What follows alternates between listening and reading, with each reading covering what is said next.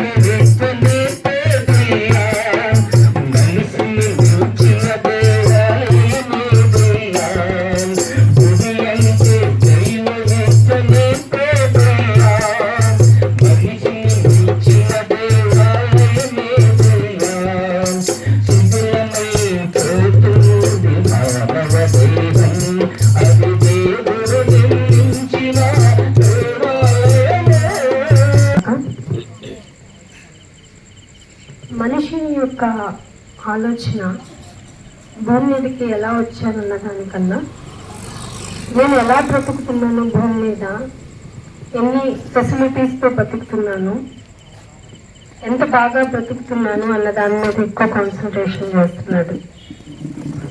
కారణం ఏంటంటే తను వచ్చిన ప్లేస్ కన్నా తను ఉంటున్న ఈ యొక్క భూమి మీదే మనిషి తన జీవితాన్ని ప్రభుతోటి ఆలోచన విధానంతో గడపాలి. తన ఆలోచన ఎంతవరకు వెళ్ళిపోయిందంటే తను బ్రతకటం కోసం మనిషి తనతో ఉన్నటువంటి జీవరాశులను లెక్క చేయటం లేదు.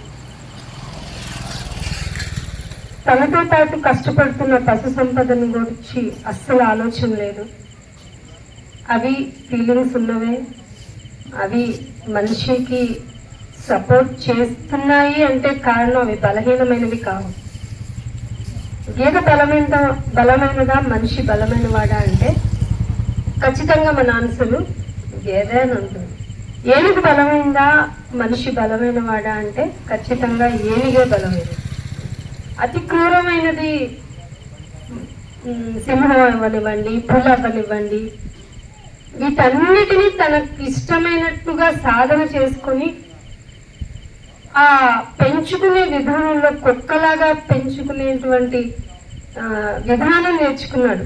సింహాన్నైనా పులినైనా వాటిని పెట్టుకొని సర్కస్లు పెట్టుకొని వాటితో సంపాదించుకొని వాటి కఠినమైన శిక్షణ ఇచ్చి కూర్చోమంటే కూర్చోవాలి, లేవమంటే లేవాలి.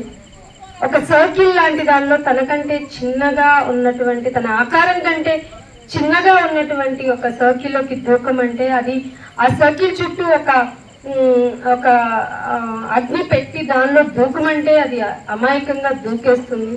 ఆ దూకే క్రమంలో, ఆ శిక్షణ తీసుకుంటున్న క్రమంలో అది పడే బాధ, వేదన మనిషికి అనవసరం. ఎందుకంటే మనిషి అన్ని జీవరాశుల కంటే డామినేటెడ్ పర్సన్ అని తన అభిప్రాయం. ఇన్ఫ్యాక్ట్ ఒక జంతువు తలుచుకుంటే మనిషి బతకలేడు. అది నీకు నోరు మూసుకొని పాలిస్తుందన్నా, నీకు నోరు మెదపకుండా తన నోటికి చిక్కాన్ని కట్టి తనతోటి పని చేయించుకుందంటే తన బలహీనురాలు కాదు ఆ జంతువు. కానీ నీకు లోపడాలి అనేది దానికి ఉన్న ఆజ్ఞ. ఇది అవగతం లేని మనిషి, తన చుట్టూ ఉన్న పరిసరాలను గురించి అవగాహన లేని మనిషి తనతో పాటు పెరుగుతున్న జంతు పశు సంపదల మీద తన ఆధిపత్యం చూపించడం కాకుండా దాని మీద క్రూరత్వం చేయడం నేర్చుకున్నాడు. దీనికి కారణం మనిషిలో ఎథిక్స్ లేకపోవటం. అంటే ఎదుట వ్యక్తిని గౌరవించలేని వాడు మూగ జంతువుల్ని, జంతు ప్రేమికుల్ని, వారి బాధల్ని ఎలా అర్థం చేసుకుంటాడు? భూమి మీదకి నువ్వు ఒక్కడివే వచ్చావా? నీకంటే ముందు జంతువులు ఉన్నాయి. అవి నీకు అవసరమని నిన్ను పోషించటానికి, నీకు హెల్పింగ్కి, నీకోసమే వాటిని పెట్టినప్పుడు అవి నీకేదో ఇబ్బందిని కలగజేస్తున్నాయని, అవేమో నీకు బాధను కలగజేస్తున్నాయని, నీ యొక్క జీవన శైలిలో వాటి యొక్క విధానము నీకు ప్రాబ్లమాటిక్ గా ఉంటుంది కదా అని వాటి అంతం చూడాలి అనుకోవడం మనిషికి ఉన్న అతి పెద్ద గర్వానికి సంబంధించింది.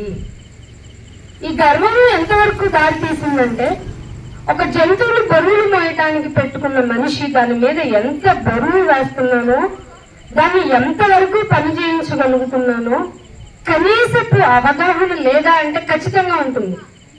అది మోయగలిగిన దానికంటే ఎక్కువ బరువు వేసి దానితో పని చేయిస్తున్న మనిషి ఇది ఎందుకు నాకు వింటోంది, దానికి నోరే ఉంటే, దానికి మాటలే వస్తే, నేను క్వశ్చన్ చేసే ఛాన్సే వస్తే నీ పరిస్థితి ఏంటి? ఈ మధ్య ఏఐ గురించి బాగా టాపిక్ వస్తుంది, ఆర్టిఫిషియల్ ఇంటెలిజెన్స్ గురించి. ఆర్టిఫిషియల్ ఇంటెలిజెన్స్ ప్రకారం తయారైనటువంటి రోబోటిక్ ఆ ఇన్స్ట్రుమెంటల్ బాడీస్ మనిషికి తెలియని కోడింగ్ను అవి ప్రిపేర్ చేసుకుంటున్నాయంట.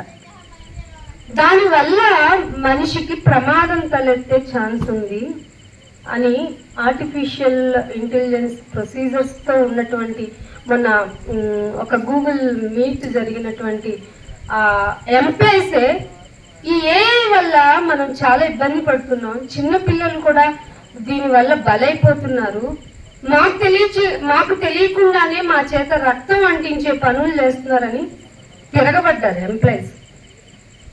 దానిలో సత్య నాదెండ్లో ఉన్నారు, ఇంకొక మైక్రోసాఫ్ట్ అధినేత ఉన్నారు, ఇంకా పెద్ద పెద్ద వాళ్ళు ఉన్నారు. వాళ్ళు విని సైలెంట్గా ఉన్నారు కానీ దిస్ ఈజ్ రాంగ్ అని చెప్పలేదు. ప్రపంచం మీరు అనుకున్నంత ఈజీ వేలో వెళ్ళటం లేదు, ఇది నిజం. నీకు ఫుడ్ దొరికేస్తుంది, ఇంటికి వెళ్ళగానే వైఫ్ వండేస్తుంది, లేదంటే రెస్టారెంట్కి వెళ్ళగానే ఫుడ్ ఆర్డర్ పెట్టగానే వచ్చేస్తున్నాయి. వీటన్నిటికీ కారణం వెనక కొన్ని జంతువులు బలైపోతున్నాయి, కొన్ని ధాన్యము నీకు ఆహారంగా వెళ్ళి నీకు శక్తిని ఇస్తున్నాయి. నువ్వు ఎలా ఉన్నా కానీ నీకు ఫుడ్ దొరుకుతుంది, ఏం చేసినా కానీ నీకు ఆకలి తీరుతుంది. నువ్వు ఎంత కఠినంగా ఉన్నా, ఎంత చిరాగ్గా ఉన్నా, ఎంత ద్రోహివైనా, ఎంత కఠినాత్ముడవైనా, ఎంత మంచివాడవైనా, ఎలా ఉన్నా సరే నీకు మాత్రం ఏది తక్కువ అవటం లేదు. కారణం ఏమన్నా గ్రహించావా? ఎందుకు ఆలోచించాలి అసలు నువ్వు? నీకు ప్రకృతి మొత్తం లోపడుతుంది అంటే కారణం ఏంటో ఆలోచించావా? ఆలోచించడానికే నీకు ఆయుష్ పెరుగుతుందన్న పచ్చి నిజమైనా తెలుసా? అసలు నీ గురించి నీకు ఆలోచించుకోవడానికి దేవుడిచ్చిన ది ప్రేషియస్ టైం అనేది ఒకటి నీ లైఫ్ లో రన్ అవుతుందని తెలుసా? ఎలాగో రోజు గడిచిపోతుంది, అలాగే రేపు కూడా గడిచిపోతుంది అనుకుంటున్న నీకు రేపేమి సంభవిస్తుందో తెలియదు నీకు అని చెప్పిన దేవుని మాట గుర్తు చేయటానికే నీకు ఇక్కడ నిలబడి ఉన్నాను. అన్ని చక్కగా జరిగిపోతాయి అనుకున్న నీకు ఒక రోజు నీ నుండి నువ్వు వేరైపోయే రోజు రాబోతోంది. అదే మరణం అంటుంది ఈ లోకం, ఇంకొకళ్ళు చావు అంటున్నారు, అది అన్ఎక్స్పెక్టెడ్ అంటున్నారు. కాదు కాదు, నువ్వు భూమి మీదకి రాకముందే నీ పుట్టుక, చనిపోవటం ఇవన్నీ నీకు ఇంప్లిమెంట్ అయ్యే నువ్వు భూమి మీదకి వచ్చావు విత్ బాడీతో. అందుకే వేరైపోయిన నీ ఆత్మ నుండి శరీరము ఏం మాట్లాడనంటది. ఇన్నాళ్ళు నా ఇంట్లో నాకు ఇష్టమైన ప్రదేశము, నాకు ఇష్టమైన మనుషులు, నా బంధాలు, నా భవబంధాలు, నాకు జరిగే ప్రతి పరిస్థితి నాకు ఇష్టమైన చోట నేను ఉంటున్నాను. కారణం ఏమిటంటే నా శరీరం ఇష్టపడింది అనుకుంటున్నావు. కాదు కాదు, నీలో ఉండి నిన్ను నడిపించి నీవై ఉన్న నీ ఆత్మ గురించి నీకు ఆలోచన లేకపోవటమే. దీనికి కారణం లేకపోలేదు. మనిషి పుట్టగానే తన చుట్టూ ఉన్న మనుషుల ద్వారా కానీ, పరిస్థితుల వల్ల కానీ, ఏదేమైనా కానీ మనిషి అసలు తనెవరో మర్చిపోయాడు. ఏ రోజైతే మనిషి తన శరీరం నుంచి విడిపోయాడో పెట్టెలో పెట్టేసి, ఆ పెట్టెలో పెట్టిన నిన్ను దీనంగా చూస్తూ నువ్వెప్పుడు ఇలాంటి పరిస్థితికి వెళ్ళనట్టు వాడిని, చనిపోయిన వారిని చూస్తూ ఉంటావు. కారణం ఏంటంటావు? నీకు చావు రాదనా? నేను చావుని ఎదుర్కోలేనన్నా? మనుషులెవ్వరికి తేడా లేకుండా, పక్షపాతం లేకుండా, కులమత భేదం లేకుండా, చిన్న పెద్ద తేడా లేకుండా, ధనిక వర్గ పేదవాళ్ళ అనేటువంటి డీవియేషన్ లేకుండా అందరికీ వచ్చేదే చావు. ఈ చావు అనేది తథ్యమైనప్పుడు, పోవటం అనేది ఖాయమైనప్పుడు అసలు నేను భూమి మీదకి రావడానికి కారణం ఏమిటి అని తెలుసుకోవాల్సిన అవసరం ఎంతైనా మనిషికి ఉంది.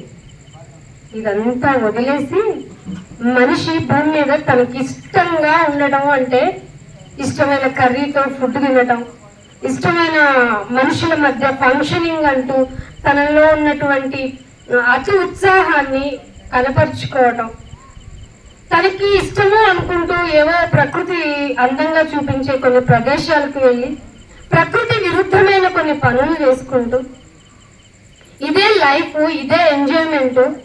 ఇంతకంటే ఏముంటుంది చెప్పు? ఎందుకంటే జీవితం 3 నెలల ముచ్చటే కదా. చచ్చేలోపు మనం అన్నీ అనుభవించి పోవాలి. అనే ప్రిన్సిపల్ తనకి తానే ఏర్పాటు చేసుకొని దేన్నైతే చేయకూడదో, ఏదైతే మాట్లాడకూడదో, ఏదైతే పాటించకూడదో, ఏదైతే అసలు దేవుడు ఒప్పుకోడో అవన్నీ మనిషి భూమి మీద చేస్తూ తనకు తానే ఉగ్రతను సమకూర్చుకుంటున్నాడు. ఈ విషయం తెలియక కాదంలో, తెలిసినా తెలియనట్టు అయితే ఏంటంట అన్నటువంటి గర్వంతో కూడిన నీ హృదయపు ఆలోచనలు తెగొట్టడానికే దేవుడు నీకు మాటలను రుచి చూపించాడు. ఆయన కావాలనుకుంటే ఉరుముల శబ్దంతో నీతో మాట్లాడగలడు, కానీ చచ్చి ఊరుకుంటావు. అందుకే దేవుడు తన మెల్లనైన స్వరంతో నీతో మాట్లాడుతున్నాడు. The biggest personality of the universe నీతో ఎలా మాట్లాడుతున్నాడు తెలుసా? చాలా ప్లీజింగ్ నేచర్తో మాట్లాడుతున్నాడు. కారణం ఏంటో తెలుసా? నువ్వంటే ఇష్టం, నువ్వంటే ప్రేమ. ఎందుకంటే నువ్వు తన పోలిక కాబట్టి. ఆ పోలికైన నువ్వు భూమి మీద తన కొరకు బ్రతకాలి. ఆ బ్రతకడానికి కొన్ని రూల్స్ పెట్టాను, కానీ లోకం అంటుంది అది అంతగా పనిచేయదు. భూమి మీద బ్రతికేటప్పుడు మన రూలే, మన ఇష్టమే, మన ప్రకారం నడుచుకుంటేనే అంత బాగుంటుంది అనుకుంటూ నిన్ను డైవర్ట్ చేసినటువంటి యుగ సంబంధమైన దేవత నుండి రక్షించటానికే ఈ మాటలు. పని లేక కాదు, పని కల్పించుకోలేక కాదు, కానీ అత్యవసరం ఈ మాటలను దేవుడు చెప్పడం ద్వారా మీ వద్దకు వచ్చి, మీరు దేవుని దగ్గరికి రావటం కాదు. పథకాలు మీ ఇంటి దాకే ప్రభుత్వ అధికారులు ఇస్తారేమో, దేవుడు అంతకంటే డౌన్ టు ఎత్తుకొచ్చి మీరు రారు. ఎందుకంటే మీ పనుల్లో బిజీ అయిపోయారు, ఎవరికి వారు సొంత కార్యక్రమాల్లో మునిగిపోయారు. దేవుడి యొక్క మాటని ఆలోచించే వాళ్ళు లేరని ఆయనే బాధపడుతూ నరులను చేసినందుకు పశ్చాత్తాపడి సంతాపం తెలియచేసి చివరి ఛాన్స్ గా, ఎందుకంటే నా పోలికల్ని, నా బిడ్డని నా చేతులతో ఎలా చంపుకుంటాను, వాళ్ళకు ఒక ఛాన్స్ ఇచ్చి చూస్తాను అని జగత్తు యొక్క పునాది వేయబడక ముందే సుమా, అంటే నువ్వు పుట్టలేదు, నీ తాత పుట్టలేదు, వాళ్ళ తాత పుట్టలేదు, అసలు మన ఫోర్ ఫాదర్స్ ఎవరు లేనప్పుడే, భూమి పుట్టినప్పుడే, జగత్తు యొక్క పునాది వేయబడక ముందే నీ గురించి ఆయన ఆలోచించి నిర్ణయం తీసుకొని నువ్వు భూమి మీదకి వచ్చిన తర్వాత ఎలా ఉంటావో తెలిసి ఆయన తమాయించుకొని తనని తాను తగ్గించుకొని తనకు ఒక్కడై ఉన్న కుమార్ని బలిగా ఇస్తే తప్ప రాని రక్షణను నీకు ఇచ్చి ఎంతో అమూల్యమైన రక్తముతో, అంటే మూల్యము చెల్లించలేని రక్తముతో, ఇది ఎవరి దగ్గర నుంచి వస్తుంది చెప్పండి? మూల్యం చెల్లించి రక్తం మనం కొనుక్కుంటున్నాం, డొనేట్ చేసుకుంటున్నాం, ఇన్ఫ్యూజ్ చేసుకుంటున్నాం, మన ప్రాణాన్ని కాపాడుకుంటున్నాం. కానీ ఆత్మ రక్షింపబడాలంటే అమూల్యమైన రక్త యాగం జరగాలి. అందుకని ఆ యాగం నీకు జరిగించి నిన్ను కాపాడుకున్న తండ్రి ప్రేమ నీకు చులకన కాకూడదు.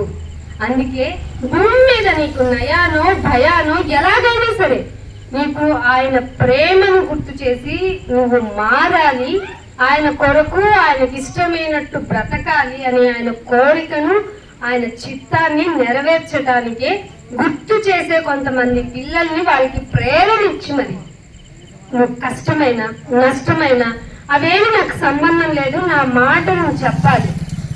ఎందుకంటే నీ కష్టము ఉండదు, నీ నష్టము ఉండదు, నీ వ్యాధి ఉండదు, నీ బాధ ఉండదు, అసలు నువ్వే ఉండవు ఒక రోజు. కానీ నువ్వు చేసిన పనులే భూమి మీద నన్ను నా దగ్గరికి తీసుకొస్తాయి కనుక నువ్వు ఎలా ప్రవర్తిస్తావో సమాజానికి తెలియచేయి అని కొంతమంది చేత ప్రేరేపింపబడిన వారే, ఆ దేవుడు చెప్పిన మాటను తూచా తప్పకుండా కొంతమంది భూమి మీద ఉన్నారు కనుక వారిని ప్రేరేపించటం వల్ల ఆయన మెల్లనైన స్వరం నీకు వినపడుతుంది. ఇది మంచి సమయం తెలుసా? వన్ డే నువ్వు కంపల్సరిగా రియలైజ్ అవుతావు, నాయన ఈ సమయాన్ని నేనా పోగొట్టుకునింది, ఇంత కొంచెం దూరమే అయినా నీ మాట నా చెవికి వచ్చినా నేను ఎంత పట్టించుకోని ఫూలిష్ ఫెలోనా అని ఒకరోజు నువ్వు ఏడుస్తావు. ఎందుకు నాయనా నాకు చెప్పలేదు, నీ మాట చెబితే నేను మారేవాడిని కదా, నాకు కొంచెం హింట్ ఇస్తే భూమి మీద నేనేదో ఈ లోకపు వ్యవహార శైలిలో మునిగిపోయాను, కనీసం నా గురించి నేను తెలుసుకుని ఒక చిన్న హింట్ నువ్వు ఇస్తే నేను మారేవాడిని, నీ కొరకు బ్రతికి చూపించేవాడిని అని నువ్వు అంటాను కనుక ఈ మాటలు నీకు తెలియజేయటం అవుతుంది. అంతే తప్ప వేరే ఏ స్వలాభము లేదని మనవి.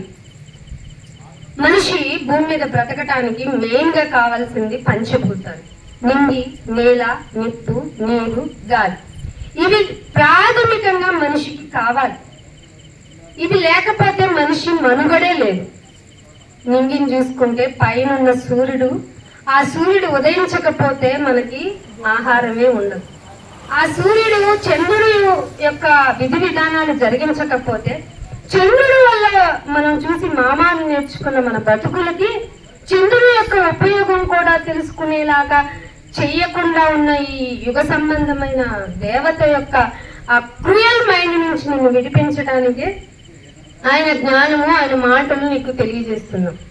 చంద్రుడి వల్లనే ఋతువులు వస్తున్నాయి అంటే, నీకు వర్షాకాలమైన, ఎండాకాలమైన, నీకు ఎక్లిప్స్ గ్రహణాలు జరగటం వల్ల ఆ ఋతువులు వస్తున్నాయి అనేది సైన్స్ చెప్తుంది. కాదనలేని నిజం ఇది. ఇటువంటి పరిస్థితుల్లో ఏదైతే మనిషికి ఉపయోగపడుతుంది, మనిషి జీవనానికి, జీవితానికి మెయిన్ బేస్ లైన్ అయినటువంటి ఈ పంచభూతాలు మనిషికి ఇప్పుడు చాలా ప్రాణాపాయ స్థితిని తెచ్చిపెట్టాయి. మీకు తెలుసు, క్లౌడ్ బరస్ట్ అని ఇప్పుడు వింటూ ఉన్నాం కదా. వర్షము, మించిన వర్షము, అతి మహావర్షము. ఎంత మహావర్షం అంటే పునాదులతో కొట్టుకుపోతున్న ఇళ్ళు, ఆ శిథిలాల బురద కింద మృతదేహాలు లభ్యం. ఇది ఎవరి వల్ల జరిగింది, ఎందుకు జరిగింది అనేది నేను చెప్పలేను అని చెప్పను, కానీ నేను దేవుడి యాంగిల్ నుంచి వచ్చాను కాబట్టి, దేవుని తరపు నుంచి వచ్చాను కాబట్టి మీకు కొన్ని నిజాలు ఈరోజు తెలియచేయాలని నేను అభిప్రాయపడుతున్నాను. ఎందుకంటే మనిషి మర్చిపోయిన కొన్ని అవసరమైనటువంటివి ఎవరి దగ్గర నుంచి వస్తున్నాయో మీకు తెలియాలి. ఇవాళ వాన వచ్చిందిగా, ఇవాళ ఎండ వచ్చింది కదా, అబ్బా ఏంటి ఎండ చలి, ఈ పాడువాని ఇప్పుడే రావాలా, ఏంటి ఈ ఎండలు అని ప్రకృతిని తిట్టుకోవడం మాత్రమే నేర్చుకున్న మనకి అవి అలా వాటి పనులను తూచా తప్పకుండా చేయడం వల్లే మన జీవన శైలి చాలా బాగుంటుంది. నువ్వు తప్పు చేస్తున్నా సుమా, నువ్వు బాగోకపోయినా సుమా, ఎంత ప్రేమ ఎవరిస్తారు? నువ్వు మంచివాడివి కాదు, నీకు అన్ని ఫుడ్ ఇస్తున్నారు, వాటర్ ఇస్తున్నారు, నీకు అన్ని చేసి పెడుతున్నారంటే వాళ్ళ పేరెంట్స్ అయినా అయి ఉండాలి, లేదా నిన్ను బాగా ప్రేమించే వాళ్ళన్నా అయి ఉంటారు. కానీ ఈ అంత్య దినాల్లో మనుషుల్లో ప్రేమ దొరకదు, ఉండదు, చల్లారిపోతుందని చెప్పింది బైబిల్. సో మేము ఎవరి దగ్గర నుంచి ప్రేమను ఎక్స్పెక్ట్ చేయం, కానీ దేవుడి మాట నీకు ఖచ్చితంగా వెళ్ళాలనేది మాత్రం మేము చెప్తూ ఉంటాం. మనిషి అనుకుంటున్నాడు, నేను ఏం లేకపోయినా బ్రతకగలను, ఇవన్నీ నా చేతుల కష్టార్జితం అంటున్నాడు. ఎలా నీ చేతుల కష్టార్జితం అయింది? చేతులు ఇచ్చింది ఎవరు? ఎవరిచ్చారు చేతులు? నీ అమ్మ ఇచ్చిందా? నీ డాడీ అనుకున్నాడా? నేను పుట్టినప్పుడు చేతికి 5,000 ఉండటం వల్ల నాకు చాలా టఫ్ అయిపోయింది నాన్న, నీకు ఎక్స్ట్రా 2 వేలు పెట్టించి నేను చేస్తానని అన్న నీ ఫాదర్ చెప్పారా? చెప్పలేదే. అందరికీ చేతికి 5,000, కాళ్ళకి 5,000, 2 లెగ్స్, 2 హ్యాండ్సే, ఒక హెడ్, 2 కళ్ళే, 2 చెవులే. మానవ జాతి మొత్తానికి మనిషి అంటే ప్రాథమికంగా ఉండే విషయాల దగ్గరకు వచ్చేటప్పటికి మనిషికి ఒకటే తలకాయ, 2 చేతులు, 2 కాళ్ళు, 2 కళ్ళు, 2 చెవులు, నోరు మాత్రం ఒకటే.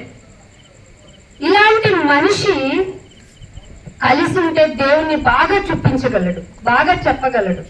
కానీ ఒక అదృశ్య శక్తి, దేవుడంటే పడని శక్తి, దేవుని యొక్క మనసుని అపార్థం చేసుకున్నటువంటి ఆ పరలోకంలో ఉండేటువంటి శక్తి గర్వించి ఎప్పటికైనా దేవుని తరువాత ప్లేస్ నాది అనుకుంది. తరువాత ప్లేసే అనుకుంది. మీరు రిమైండ్ చేసుకోండి, గుర్తుపెట్టుకోండి ఈ మాటని. ఆయన తర్వాత నేనే కదా అనుకుంది. అదే అది చేసిన తప్పు. నీకెవరిచ్చారు ఈ మనసులో? పాపము పుట్టిందే పరలోకంలో. ఆయనకి వ్యతిరేకంగా ఉండటమే పరలోకం. అంటే నాకెందుకు, పరలోకంతో పని లేదు, ఇవన్నీ నాకు సంబంధం లేదు అనకు. నువ్వు వచ్చిందే పరలోకం నుండి. శరీరాంతో భూమి మీదకి రావాల్సిన అవసరం ఉంది కాబట్టే ఆయన పంపించారు. అందుకే నీ తల్లి చూడలేని ప్లేస్ లోనే నీ తల్లిలో ఉన్న నిన్ను చూసింది ఆయన. అందుకే నీ గర్భంలో తల్లి గర్భంలో ఉండగా ఎవరు చూసారట? ఆయనే చూశాడు, ఆయన కనులు నేను చూసినాయి. ఎందుకు చూడాల్సిన అవసరం? సరిగ్గా పుట్టవా? ఖచ్చితంగా పుట్టం. మంచిగా ఉన్న బిడ్డల్నే ఈరోజు చంపేసుకుంటుంది ఈ మానవ సమాజం. ఎందుకు అంటే భార్య మీద భర్తకి అనుమానం, భర్త మీద భార్యకి అనుమానం, పిల్లలంటే అసూయ. పిల్లలు ఏం చేశారు? వాళ్ళకి ఏమైనా తెలుసా? తెలీదే. అలాంటి పిల్లల మీద కూడా భయంకరమైన అసూయ పెంచుకుని వారిని కూడా చంపేసే ఆత్మతృప్తి పొందుతున్నారు ఈ మానవులు, ఈ కఠిన హృదయులు. దీనికి అంతటికీ కారణం ఏమిటంటే మనిషి rule is what is rule అని నేర్చుకోకపోవటమే. మనిషి తన బ్రతికే విధానంలో తన సొంత రూల్ పెట్టుకుని బ్రతకటం వల్లే. అటువంటి పరిస్థితుల్లో మానవునికి ఇచ్చినటువంటి కొన్ని కొన్ని ఫెసిలిటీస్ ఎలా వస్తున్నాయి అన్న దానిలో నేను ముందుకు వెళ్తాను. ఒక మాట చూసుకున్నాము. యోబు గ్రంథము, బైబిల్ అందరూ ఓపెన్ చేయండి, రాసుకోవాల్సిన వాళ్ళు రాసుకోండి. యోబు గ్రంథము 5వ అధ్యాయము, యోబు గ్రంథము 5వ అధ్యాయము 10వ వచనం. అందరూ బైబిల్ తీయండి. ఆయన భూమి మీద ఎవరటండి? ఆయన అని మీకు ఇలాంటి గ్రంథము, అరే వర్షాన్ని ఇచ్చేది నేనే, ఎండనిచ్చేది నేనే, ఇవన్నీ చెప్పే ఒక గ్రంథం ఏమన్నా ఉందా? అవి వాటి పనులు చేసుకుంటాయని నేర్పించింది. ఈవెన్ సైన్స్ కూడానండి. భూమి ఇలా ఎందుకుందంటే దాని క్యారెక్టర్ అది అలా అవ్వటానికి, అంత బిగ్ బ్యాంగ్ అవ్వడానికి కారణం నేచర్ అంటుంది. ఎందుకు అవ్వాలి కదా? ఇలాంటి క్వశ్చన్లన్నిటికీ ఆన్సర్ చేసేది బైబిల్ మాత్రమే. ఇంత గర్వంగా చెప్పగలుగుతున్నానంటే ఎన్ని క్వశ్చన్లు నేను వేసుకుని మీ దగ్గరకు వచ్చి ఉంటాను దేవుణ్ణి. ఖచ్చితంగా మనం క్వశ్చన్ చేయాలి. దేవుడు అదృశ్యుడు, కనపడడు. కనపడని ఆయన నేను ఇలా ఉంటాను, నేను చేసే పనులు ఇవి అని హింట్ ఇచ్చాడు కదా. హింట్ ఇచ్చిన పుస్తకం ఖచ్చితంగా భూమి మీద ఉంది, అదే బైబిల్. అందుకే ఏమంటున్నాడు ఆయన? భూమి మీద వర్షాన్ని కురిపించేవాడని నేనే, పొలములలో నీళ్లు ప్రవహింపజేసేవాడిని కూడా. పొలాల్లోకి ఎందుకు నీళ్లు? మన ఇంటి ముందు పడితే చాలు కదా, ఎందుకు పొలాల్లోకి? ఈ మాట రాయించాడంటే మనిషి ఏ ఏ విషయాల్లో మర్చిపోతాడో వాటన్నిటిని గుర్తు చేయడానికే. పొలములలో వర్షం కురిపించేవాడిని నేనే అంటున్నాడు. మత్తయి సువార్త ఎందుకు నాయన కురిపిస్తున్నావు, ఎవరెవరి మీద కురిపిస్తున్నావు అంటే మత్తయి సువార్త 5వ అధ్యాయము 45వ వచనం చూడండి. 5వ అధ్యాయము 45వ వచనం. ఆయన చెడ్డవారి మీదను మంచి వారి మీద నేను క్యారెక్టర్ చెప్తున్నానండి. నేను క్యారెక్టర్ చెప్తున్నాను. నువ్వు మంచివాడికి మీదనే ప్రేమ చూపించడం నేర్చుకున్నాడు నీ వాళ్ళు. దేవుడు ఏమంటున్నాడో తెలుసా? అరే నా క్యారెక్టర్ ఏంటో తెలుసా? చెడ్డవారి మీదను మంచి వారి మీదను తన సూర్యుడు తన ప్రాపర్టీ ఎవరో తెలుసా? సూర్యుడు. తన ఆస్తి సూర్యుడు. తన సూర్యుడిని మంచివారి మీదను చెడ్డవారి మీదను ఉదయింపజేసి నీతిగా ఉన్నావు నాయనా అన్న వారి మీదను, అనీతిగా ఉన్నావు నువ్వెవరు, అసలు దేవుడెవరు అనే వారి మీద కూడాను వర్షమును కురిపించుచున్నాడు.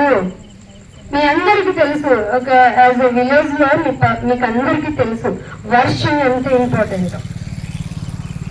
మానవులు ఎక్కువ వ్యవసాయం మీదే ఆధారపడతాం. దాని ద్వారా వచ్చిన ఫుడ్నే మనం తింటాం. దానికి మెయిన్ గా కావాల్సింది వర్షం, నీళ్లు. మనకి ఫార్ములా తెలుసండి. యాజ్ ఏ సైన్స్ స్టూడెంట్ గా వాటర్ ఫార్ములా, దీనికి 2 మాలిక్యూల్, దానికి 1 మాలిక్యూల్ వచ్చేస్తుంది వర్షం అని చెప్పగలను నేను. ఒక్క మాలిక్యూల్ నేను తయారు చేయలేను. హైడ్రోజన్ మాలిక్యూల్ ఎన్ని ఉండాలని తెలుసు, ఆక్సిజన్ మాలిక్యూల్ ఎంత ఉండాలని తెలుసు, అయినా కూడా 1 డ్రాప్ ఆఫ్ వాటర్ చెయ్యటం నాకు తెలీదు, రాదు, ఎప్పటికీ అవదు. ఫార్ములా మాత్రమే తెలుసు నాకు. కరువు వస్తుంది కదా, మరి ఫార్ములా తెలుసు కదా, వాటర్ ఇచ్చేయచ్చు కదా, అవ్వదు. కానీ దేవుడు ఏమంటున్నాడు తెలుసా? నా సూర్యుని నీతిమంతుల మీదను అనీతిమంతుల మీదను నేను కురిపిస్తాను, ఉదయింపజేస్తాను. అది నా క్యారెక్టర్. నువ్వు చేయలేదని నేను నీ మీద సూర్యుడిని ఉదయింప చేయకుండా ఉన్నాను. ఎందుకంటే సూర్యుడు నీ మీద ఎందుకు ఉదయించాలంటే నీకు తెలియని ఎన్నో మైక్రోబ్స్ నీ బాడీ మీద సంచరిస్తూ ఉన్నాయి. ఎంత భయంకరమైన మైక్రోబ్స్ ఉన్నాయి అంటే కరోనా తెలుసు కదా మీ అందరికి. ఆ కరోనా కంటే భయంకరమైన మైక్రో ఆర్గానిజమ్స్ నీ స్కిన్ మీద ఫ్లోట్ అవుతా ఉంటాయి. జస్ట్ సన్లైట్ పడితే వెళ్ళిపోతాయి. ఒకవేళ సన్ కనుక లేదనుకో, చాలా మంది చూడండి ఏదన్నా పెద్ద రోగం ఉంటే చీకట్లో ఉంటే వాళ్ళ మతి కూడా బాగుండదట. కాస్త ఎండలో ఉంటే నీకు మైండ్ బ్లో అవుతా ఉంటది అని చెప్పి మానసికంగా కూడా నువ్వు బాగుండటానికి సూర్యరశ్మి అవసరం. సూర్యుల్లో ఉన్నటువంటి వాటర్ని, అలా ఉన్న వాటర్ నువ్వు తాగడం వల్ల చాలా రకాల జబ్బులు పోతాయి. ఇలా చెప్పుకుంటూ పోతే కొన్ని వేల సర్వీసులు ఉన్నాయి సూర్యుడి గురించి. ఆ సూర్యుని అంట నీకు ఉచితంగా ఇస్తున్నాడంట ఆయన. ఆ వర్షాన్ని అంట ఆయన ఉచితంగా ఇస్తున్నాడంట. ఎవరి మీద ఇస్తున్నావు నాయన అంటే నీతిమంతుల మీదనేనా, పుణ్యం చేసుకున్న వారి మీదనేనా? ఆ నీతి అసలు నువ్వు దేవుడు లేడు అని ఒక ప్లేట్ లో ఫుడ్ పెట్టుకొని ఉండలు చుట్టుకొని తినేస్తున్న నిన్ను కూడా ఎవడు దేవుడు నా కష్టం అని అంటావే. అలాంటి నీ క్యారెక్టర్ ని కూడా ఆయన గుర్తు పెట్టుకుని మరి బిడ్డేదో తెలియకన్నాడు. అంటే ఒక్క మాట, నా మాట నేను వినిపింపజేస్తాను కదా, అప్పుడు తను తెలుసుకుని రియలైజ్ అవుతాడు. ఖచ్చితంగా రియలైజ్ అవుతాడు నా బిడ్డ అయితే. నా గొర్రెలు అయితే నా స్వరం వింటాయి. అర్థమవుతుందా? ఎప్పటికీ మారని వాడు కూడా ఎవడో ఆయనకు తెలుసు. ఏ క్షణమైనా మారుతాడు అన్న విషయం కూడా ఆయనకు తెలుసు. అలాంటి ఆయన అందరి మీద ఈక్వల్ గా వర్షాన్ని, సూర్యుని ఉదయింపజేస్తున్నాడంట. ఇంకొక మాట చూపిస్తాను. లేవీకాండము 26వ అధ్యాయం చూడండి. లేవీకాండము 26వ అధ్యాయము 4వ వచనం. చదవమ్మా. ఎప్పుడు ఇస్తాడట? వర్షాకాలంలోనే వర్షం ఇచ్చేస్తాను. ఏంటంట?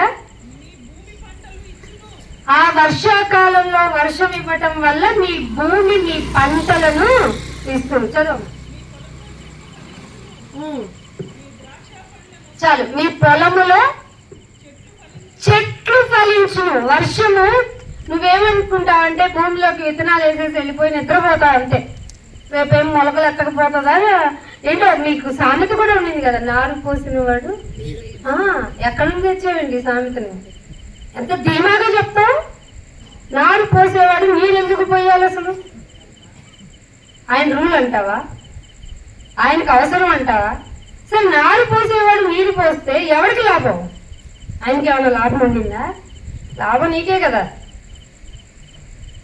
వర్షాకాలంలో వర్షాన్ని ఇచ్చేది భూమిలో ఉన్నటువంటి చెట్లు ఫలం ఇవ్వటానికి. ఆ ఫలాలు కోసుకుని తినేది ఎవరు? తినేమంటావు? దేవుడు ఎవరు? దేవుడితో పని ఏంటి? నా కష్టం. అది చెట్టుకి ఏమన్నా ఒక ఆకుని ఏమన్నా పుట్టించగలవా? పొద్దున్న లేస్తే ఈ చెట్టుకి ఇన్ని లీవ్స్ ఉండాలి, ఇన్ని స్టెమ్స్ ఉండాలి, ఇన్ని కాయలు కావాలి. మనకు అసలే ఒక చెట్టు వేస్తే దిగుబడి ఎక్కువ కావాలి. అది కూడా చెప్పాడు దేవుడు. అతిగా ఆశిస్తావు. అతిగా ఆశించే నిన్ను ఆయన భరిస్తున్నాడే. ఎంత కాలం భరించాలి నేను చెప్పు? ఒక్కసారి ఆలోచించు. ఆయన నీకు ప్లీజింగ్ చేస్తున్నాడు. ఇవన్నీ చేస్తున్నాను కారణం ఏంటో తెలుసా? నువ్వంటే నాకు ఇష్టం అన్నా. అసలు నీకు ఊపిరే తీసేయచ్చు నేను. ఆయన ఒక్కసారి శ్వాస నిశ్వాసం విశ్వాస కనుక తీసేసుకుని, అంటే ఊపిరిని కనుక వదిలేస్తే శరీరులు ఎవరున్నారు? ఎక్కడుంటారు వాళ్ళు? గ్రహాంతరవాసులు. శరీరులు అంటే గ్రహాంతరవాసుల గురించి అవసరం. మన గురించి మనం తెలుసుకుంటే చాలు. వాళ్ళు ఎక్కడున్నారో తెలిసిపోదు. ఎక్కడా ఉండరని తెలిసిపోదు. శరీరులందరూ ఏకముగా ఎట్ ఏ టైం. ఒక్క హింట్ ఇచ్చాడు. కరోనాతో ఎన్ని వేల మంది పోయారు? కౌంట్ చేసినవి చాలా తక్కువ. అర్థమవుతుందా? అంతకుముందు ఎప్పుడో 2012 బిఫోర్ ఎప్పుడో సునామీ వచ్చింది. అప్పుడు ఎట్ ఏ టైం 3,50,000 మంది ఎట్టపోయారు. నువ్వు వద్దనుకుంటేనేమో బహుశా. కానీ నువ్వు బతుకున్నావు అంటే కారణం ఏమిటి? నువ్వు అవసరం, నువ్వు ఇష్టం, నీకు టైం ఇవ్వబడింది. నువ్వనుకున్నా రేపు నేను పొలంలోకి వెళ్ళి నీ బస్తాలు కౌంట్ చేసుకుని ఇంటికి తెచ్చేసుకుంటా. వర్షం ఎవరి కోసం రాదు, ఎండ ఎందుకు రాదు? రాదు అని చెప్తున్నాడంటే మీరు నమ్మగలరా? నమ్మాలి. ఇంకొక మాట చూపిస్తాను. ఇర్మియా గ్రంథము 5వ అధ్యాయము, ఇర్మియా గ్రంథము 5వ అధ్యాయము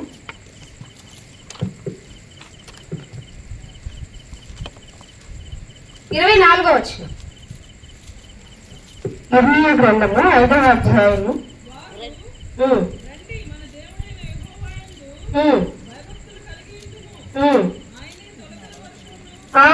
మీకు తెలుసా తొలకరి వర్షం ఎప్పుడు వస్తుందో?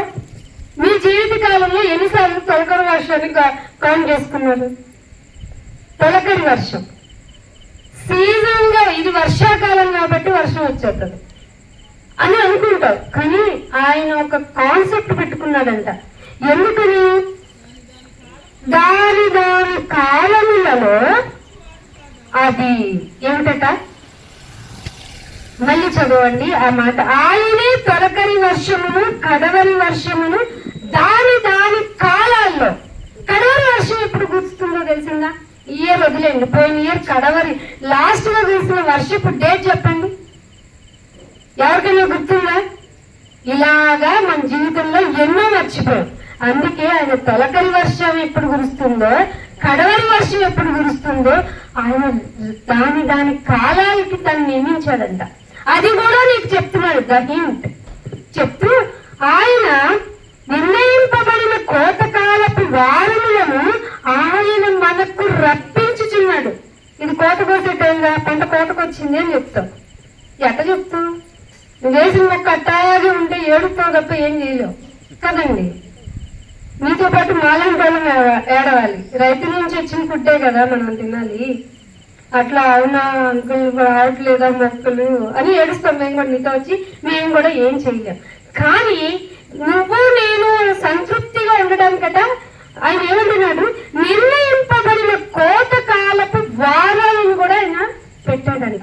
ఎంత మంచి దేవుడు, ఎంత మంచి దేవుడు. నువ్వు పెట్టగలవా?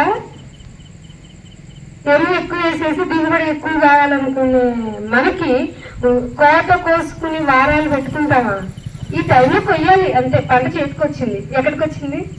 చేతికి వచ్చిందా? ఎట్లా వచ్చింది చేతికి? మర్చిపోతున్నావు కదా ఆయన ప్రేమని. ఇంకా అంటున్నాడు, తన మనస్సులో ఆయన మనకు రప్పించుచున్నాడని తన మనస్సులో మనిషి అనుకోవటం లేదంటే ఇక్కడ వచ్చింది ప్రాబ్లం. అర్థమైందా? ఎందుకమ్మా వర్షాకాలంలో వర్షం గురించి చెప్తున్నావంటే దేవుడు ఏం చెప్పాడు? అసలు ఏమనుకోవాలో మనిషి అనుకోవట్లేదు బిడ్డ. నువ్వు వెళ్ళి ఒకసారి రిమైండ్ చేయి. తమ మనస్సులో కూడా అనుకోవట్లేదంట. ఏమంటే గిన్నెడు నీళ్ళు ఇస్తే థ్యాంక్ యూ అండి, థ్యాంక్ యూ అండి, థ్యాంక్ యూ అండి. మళ్ళీ నెక్స్ట్ డే కనిపిస్తే ఆ రోజు బాగా దాహంగా ఉన్నానండి, బాటిల్ వాటర్ ఇచ్చారు మీరు, థ్యాంక్ యూ అండి. మళ్ళీ ఎప్పుడో నెల తర్వాత కనబడితే ఆ రోజు మీరు చేసిన సహాయం ఉండిందే, వాటర్ నేను ఎవరో తెలియకపోయినా ఇచ్చారండి, థ్యాంక్ యూ అండి.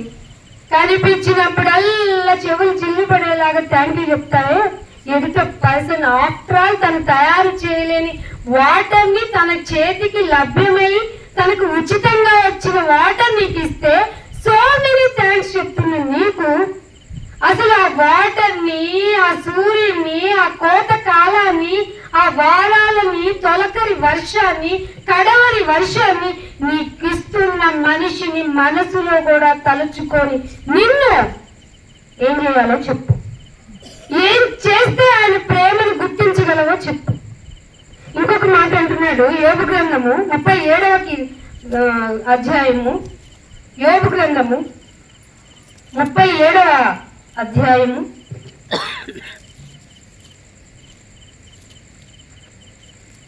6వ వచనం చూడండి. యోబు గ్రంథము 37వ అధ్యాయం. నీవు భూమి మీద పడు. చాలా వర్షం మధ్యలోనే ఆగిపోయింది అనుకోండి, ఏం చేస్తాం? వర్షము అంతా పడుతుంది అనే లోపు అక్కడే ఉందనుకోండి, ఏం చేస్తాం?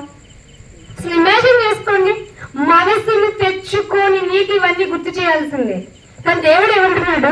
నీవు భూమి మీద పడమని హిమముతోను, వర్షముతోను, మహావర్షముతోను ఆయన ఆజ్ఞ. జస్ట్ రిక్వెస్ట్ కాదండి, ఆజ్ఞ, మహావర్షమా వెళ్ళు, వర్షమా వెళ్ళు, హిమమా వెళ్ళు, ఈ టైంలో నువ్వు కురువు అని ఆజ్ఞ ఇచ్చాడంట ఆయన. ఎంత మంచి దేవుడో. ఆయన ఆజ్ఞ ఇవ్వకపోతే ఏమైతుంది? మనం చేసుకోని బోర్లు లేవా అంటావు. బోర్లు తవ్వేసి వదిలేసి మన పిల్లల్ని బలి చేస్తున్నావు దాంట్లో. ఎందుకని? నీళ్లు పడవు కాబట్టి. పడిపోయిన వర్షపు నీళ్ళు సముద్రంలోకి వదిలేయటం మీద ఉంచుకున్నాం మనం. పైగా ఏమంటావు? నీళ్ళు లేక గొంతు ఎండిపోతుంది అని హెడ్లైన్లో చూస్తాం. మళ్ళీ ఎండాకాలంలో పడిన వర్షపు నీళ్ళని దాచుకోవడం తెలియదు మనకి. వర్షం పడితే ఎందుకు పడింది వర్షం? ఇప్పుడు నా బట్టలు ఆగలేదు, ఈ వర్షంలో తడుచుకుంటూ డ్యూటీకి వెళ్ళాలి. ఇది మనం నేర్చుకున్నది. అంటే నువ్వు బయటికి వెళ్తే వర్షం పడకూడదు, బయటికి వెళ్తే ఎండ తగలకూడదు, బయటికి వెళ్తే చలి అవ్వకూడదు, నువ్వు కన్వీనియంట్ గా తిరగాలి అంతే. ఏం చెప్తావు? ఎంత కంఫర్ట్ జోన్ లో తిరిగి దేవుడు ఎవరు అంటావు, దేవుడితో నాకేంటి పని అంటావు. అలాంటి నీకు ఆయన కెపాసిటీ ఏంటో తెలియాలి. హిమముకి ఆజ్ఞ ఇచ్చాడు. ఈ టైంలో హిమము మాత్రము డ్రాపింగ్ సరిపోద్ది పంటకి. ఆ టైంలో మహావర్షం వస్తే పంట చేతికి రాదు, కూర్చొని ఏడుస్తాం. మనకేమో రేట్లు ఎక్కువైపోతాయి. ఫుడ్ యాక్చువల్గా ధాన్యం ఎంతకు రావాలి మామూలుగా? ఇప్పుడు 100 రూపాయలైనా కేజీ దొరుకుతున్నాయా మంచి బియ్యం? ఆ బియ్యం మళ్ళీ సాయంత్రానికి ఉండవు, సద్ది అయిపోతుంది కదా. సద్ది కూడా కాదు, వాటర్ అయిపోతుంది. ఎంత ఫ్రెష్గా వండుకున్నా సాయంత్రానికి ఉండట్లేదు. ఇదివరకు చూడండి, ఆ డే ఆఫ్టర్ సద్ది తినేవాళ్ళు పెద్దవాళ్ళు. వాళ్ళని తీసి ఈ అని నవ్వుకున్నాం. ఇప్పుడు అందరూ సద్ది ఎలా చేసుకోవాలి యూట్యూబ్లో పెట్టి మరీ చూపిస్తున్నారు. సద్దిలో ప్రోబయాటిక్స్ ఎక్కువ ఉన్నాయి. మీరు పుల్లగా కొంచెం పులిసిన మజ్జిగ వేసుకొని కొంచెం ఉల్లి ముక్క, పచ్చిమిరపకాయ ముక్క వేసుకొని తినండి, ఎందుకంటే ఔషధం లేదు. ప్రోబయాటిక్ కొనకండి, ఇది తినండి అని చెప్తున్నారు. పాత పద్ధతులు మంచివని ఇప్పుడు తెలుస్తుంది మనకి. ఏంటి? చేతులు గాలిన తర్వాత ఆకులు పట్టుకుండా నో యూజ్. అందుకే అంటున్నాడు ఇంకొక పత్రిక హెబ్రీయులకు రాసిన పత్రిక 6వ అధ్యాయము 7వ వచనం. హెబ్రీయులకు రాసిన పత్రిక 6వ అధ్యాయము 7వ వచనం చూడండి.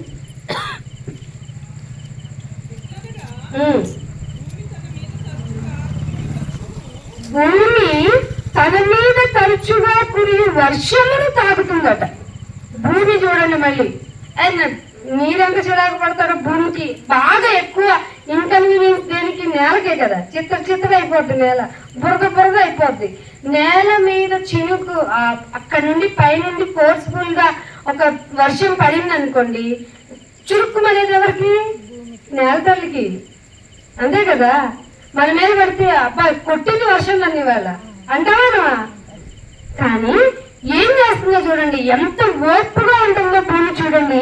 భూమి తన మీద తరచుగా కొన్ని వర్షములు తాగి ఎవరి కొరకు వ్యవసాయం చేయబడునో వారికి అనుకూలమైన పైరులు. నువ్వనుకున్నా నేను బోర్ వేసుకుంటే వచ్చిన ఇక పైరు ఏంటిది అంటావా? తప్పు కదా నాన్న. ఏమంటున్నాడు?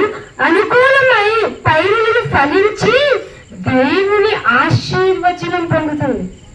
ఏంటో తెలుసా? చురుక్కుని తగిలే ఆ వాన చినుకు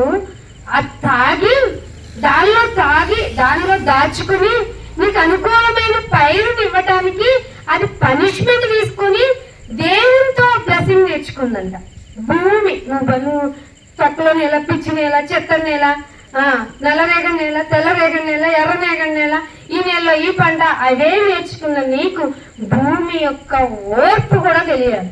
అందుకే చాలా మంది తెలుసుకున్న అతిమేధాలు భూతల్లి అనేసారు. తల్లి పొద్దు పెట్టేది తల్లే కదా. వద్దంటే పెడుతుంది అమ్మ. నువ్వేమో ఉప్పని ఊసేస్తావు ఒక విత్తనాలు అక్కడ భూమిలో దాచుకుని వర్షం రాగానే తాగి ఉంటది కదా వాటర్ని ఫలించి అక్కడ జామ చెట్టునో నేరేడు చెట్టునో ఇచ్చిందనుకో, రోడ్డు మీద చెట్టు ఎవరికి హక్కు లేదు అని నువ్వు కోసుకుని కొమ్మలు ఎరగొట్టుకోతావు. అసలు ఫలించకుండా ఉంటే ఏం చేస్తావు? చెట్టు మొలవకుండా ఉంటే, కాయలు ఇవ్వకుండా ఉంటే ఏం చేస్తావు? ఇవన్నీ ఆలోచించాలి మనిషి. నువ్వు ఆలోచించటం లేదు కనుక దేవుడు రిమైండ్ చేయమంటున్నాడు. నేను భూమికి ఆజ్ఞ ఇచ్చాను, నీకు కొంచెం నొప్పైనా భరించి కొంచెం నీటిని ప్రిజర్వ్ చేసుకోవా? చేసుకుంటాను దేవా. చేసుకొని పైరులు వాళ్ళు వేసుకున్న అనుకూలమైన పైరులట. నువ్వు చదివారా మాటని అనుకున్నా. నువ్వు వేసనగా వేస్తావా? వేస్తే పండుద్ది. ఏదైనా ఏ పంట వేసినా పండుతావా? పండుతాను. మెయిన్ గా పంటకి ఏంటండి ఆధారం? వర్షమే కదా. అలాంటి వర్షానికి ఆజ్ఞ ఇచ్చింది ఆయనే, అది భూమిలో దాచుకో అని చెప్పింది ఆయనే. అలాంటి ఆయన్ని మరిచిపోయావు, మనసుకు తెచ్చుకోలేదు నువ్వు. ఇంకొక మాట కూడా చూపిస్తాను. ద్వితీయోపదేశకాండము 28వ అధ్యాయం 12వ వచనం చూడండి. ద్వితీయోపదేశకాండము 28వ అధ్యాయము 12వ వచనం. 28వ అధ్యాయము 12వ వచనం.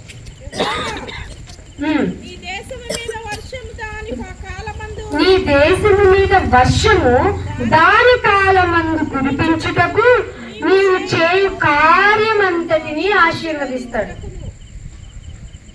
నీ దేశంలో వర్షం కురవడానికి మెయిన్ గా ఉండాల్సిన క్యారెక్టర్ ఎవరో తెలుసా? దేవుడు. పైగా అంటున్నాడు ఏమేం చేస్తాడట? ఆకాశమును తన మంచి ఘననిధిని. ఆకాశం ఏం దాచుకుంది? అప్పుడప్పుడు మన సైంటిస్టులు ఈ గ్రహం మీద ఈ వాటర్ ఆనవాళ్ళు దొరికాయి, ఆ గ్రహం మీద ఆ ఆనవాళ్ళు దొరికాయి అని చెప్తారు. దేవుడు అంటున్నాడు ఆకాశమున తన మంచి ధననిధిని తెరుచును. నీవు అనేక జనములకు నువ్వు పంట నుండి తెచ్చుకున్న ప్రాఫిట్ తెచ్చుకొని వడ్డీకి ఎవరికి ఉన్నాంటావు? నాయన ఇంత ఇచ్చావు, నేను ఉచితంగా ఎవరికైనా ఫుడ్ పెడతానని అంటావేంటి? అను అన్నిటికీ ఆజ్ఞ ఇస్తున్న ఆయన్ని మనసులోకి తెచ్చుకోలేదే నువ్వు. నిన్నేం చేయాలి? ఇంకొక మాట కూడా చూపిస్తాను. యావేలు గ్రంథము 2వ అధ్యాయం 23వ వచనం. యావేలు గ్రంథము ఓల్డ్ టెస్టిమెంట్ లోనే ఉంటుంది. యావేలు గ్రంథము 2వ అధ్యాయము 23వ వచనం. 23వ వచనం చూడండి.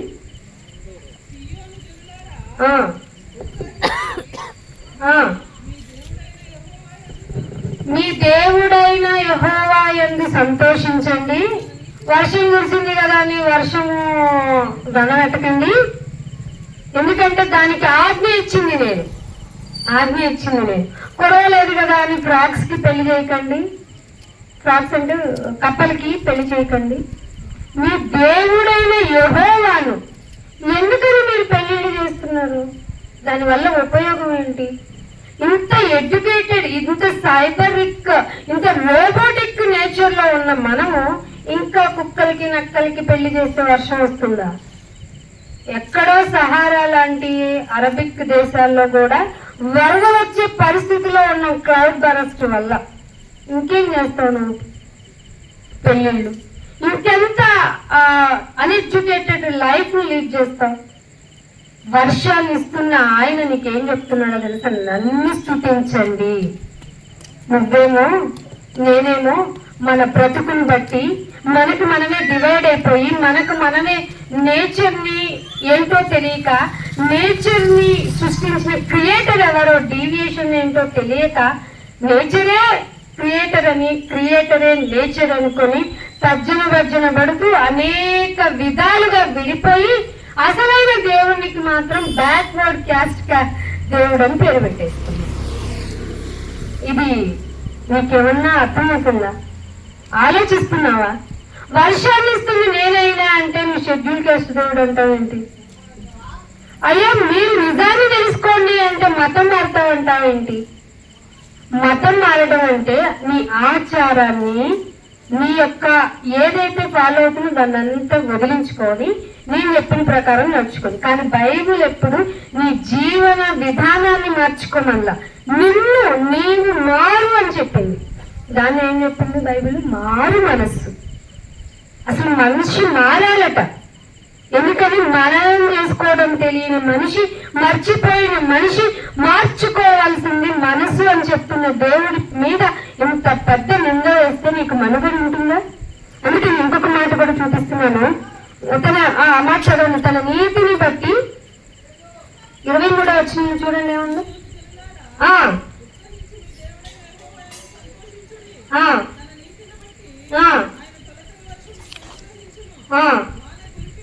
తన తొలకరి వర్షమును కురిపించును, కడవరి వర్షమును మీకు అనుగ్రహించును. ఎందుకు నాయన తొలకరి వర్షం, ఎందుకు నాయన కడవరి వర్షం అంటే 24లో కొట్లలోని ధాన్యము నిండటానికి. ప్రతిదానికి ఆన్సర్ అండి. కొట్లలో ధాన్యం ఉంటే నువ్వే ద రిచెస్ట్ పర్సన్ కదా. మరి కొట్లలో ధాన్యం ఉంటుంది కనుక నేను కడవరి వర్షాన్ని తొలకరి వర్షాన్ని ఇస్తున్నాను అని అన్నాడు. అందుకని నువ్వు పొరపాటు పడతావేమో, వర్షమే దేవత అనుకుంటావేమో, సూర్యునే దేవుడు అనుకుంటావేమో. వీటికి ఆజ్ఞ ఇస్తే ఇవి జరుగుతున్నాయి. అందుకని ఇర్మీయా గ్రంథము 14వ అధ్యాయం చూడండి. కొంచెం డిఫరెన్స్ ఎక్కువ ఉంది, అయిపోవచ్చింది. ఇర్మీయా గ్రంథము 14వ అధ్యాయము 42వ వచనం. ఇర్మీయా గ్రంథము 14వ అధ్యాయము 22 అమ్మా. 14వ అధ్యాయము 22వ వచనం. జనుల వ్యర్థ దేవతల్లో వర్షము కురిపించగలవారు ఉన్నారా? ఇది బైబిల్లో ఉంది. వర్షం దేవత కదండి. అవును, నువ్వు అనుకుంటేనే దేవత. అఫ్కోర్స్ నువ్వు ఒక్కొక్కసారి నిజమే మాట్లాడుతున్నావు. కానీ దేవుడు ఏమంటున్నాడంటే, మీరు అనుకొని ఇలవేలు పని, కులవేలు పని, వీధి వేలు పని, నా ఇంటి వేలు పని అని అనుకుంటున్న నీకు ఒక చిన్న చురక. వర్షములలో, జనులలో, వ్యర్థ దేవతలలో వర్షము కురిపించగలవారు ఉన్నారా? ఆకాశము వారి వల్ల వాననివ్వగలదా? మా దేవుడైన యెహోవా నీవే కదా, నీవే కదా దాన్ని దయచేయుచున్నావు. ఇది ఎలా మత గ్రంథమో నాకు చెప్పండి. నీవే కదా దాన్ని దయచేయుచున్నావు, నీవే ఈ క్రియలన్నిటినీ చేయుచున్నావు. బైబిల్ చెప్పింది. కంపల్సరిగా చెప్పాను నేను ఈ మాట. ఈ క్రియలన్నీ చేస్తుంది నువ్వే దేవా. మరి నీ గురించి కదా నేను రిమైండ్ చేయించాలి. నువ్వు కురిపిస్తే, నువ్వు సూర్యుడికి చెబితే అది ఆజ్ఞను పాటించాలి గనకనే నాకు ఫుడ్ దొరికింది. లేకపోతే నాకు జీవం లేదు, జీవితం లేదు. అలాంటి నేను నీ గురించి చెప్పకపోతే ఎలా? అందుకే నీవే కదా ఈ క్రియలన్నిటినీ చేయించున్నావు అని నీ కొరకే మేము కనిపెట్టుచున్నాము. ఇది చెయ్యాలి మానవ సమాజం. అస్సలు అస్సలు అస్సలు మనసులోకి తెచ్చుకొని నిన్ను ఏం చేయాలి? మెత్తమైన దేవతలు ఏమైనా చేయగలవనుకుంటున్నావా? నువ్వు అనుకుంటున్న ప్రకృతి ఆయన ఆజ్ఞ ఇవ్వకపోతే పాటించు. ఆయన ఏది చెబుతుందో అవే చేస్తాయి. అవి నిన్ను హాని చేయటానికి కూడా వెనకంగా వేయవని తెలుసా? వర్షం వల్ల వరదలైపోతున్న నీ జీవితంలో నీ ప్రాణాన్ని ఎలా కాపాడుకోగలవు? క్లౌడ్ బరిస్టులు అంటూ వరద కాదు కదా, మహావరద వస్తున్న పోనీ ఎక్కడో హిల్ ఏరియాలో ఆ ప్రాంతాలు హెవీ మౌంటైన్ వల్ల వర్షం వస్తుంది అనుకున్నాం.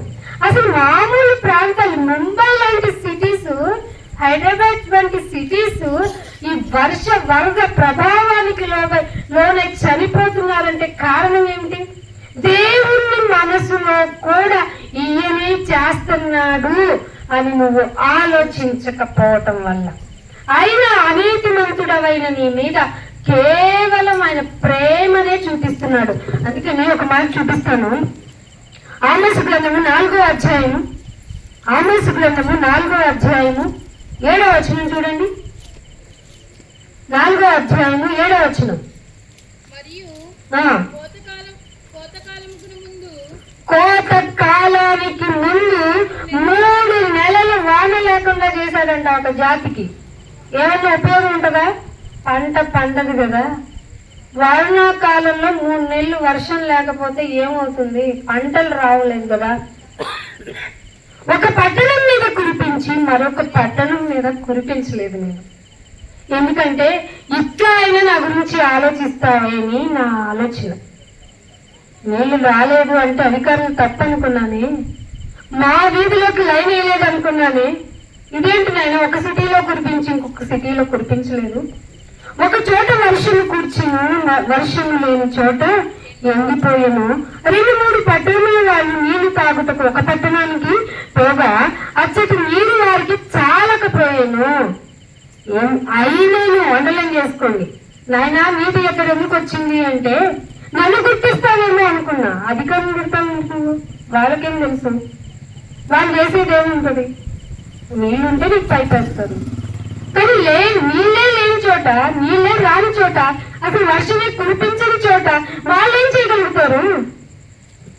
అందుకే అంటున్నాడు, అచ్చట ఇక్కడ ఈ సిటీలో దొరకలే కదా అని ఆ సిటీకి వెళ్ళి 2-3 సిటీలు వాళ్ళు కలిపితే నేను సరిపోతాయా? అందుకే నీళ్ళ కోసం కొట్టుకోవాల్సిన పరిస్థితులు వచ్చినాయి. అయినను మీరు నా తట్టు తిరిగిన వారు కాదు. మరి ఇదేంటి?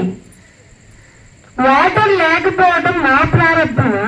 ఖచ్చితంగా నీ ప్రారంభమే. అయినను మీరు నా తట్టు తిరిగిన వారు. ఇది ఎవరో చెప్తున్నారు అనుకోకు, ఇది యెహోవా వాక్కు. ఇది యెహోవా వాక్కు. పైగా మరియు నీ సస్యములను అంటే పంటలను ఎండు తెగులు చేత కాటు చేతను నేను పాడు చేసితిని.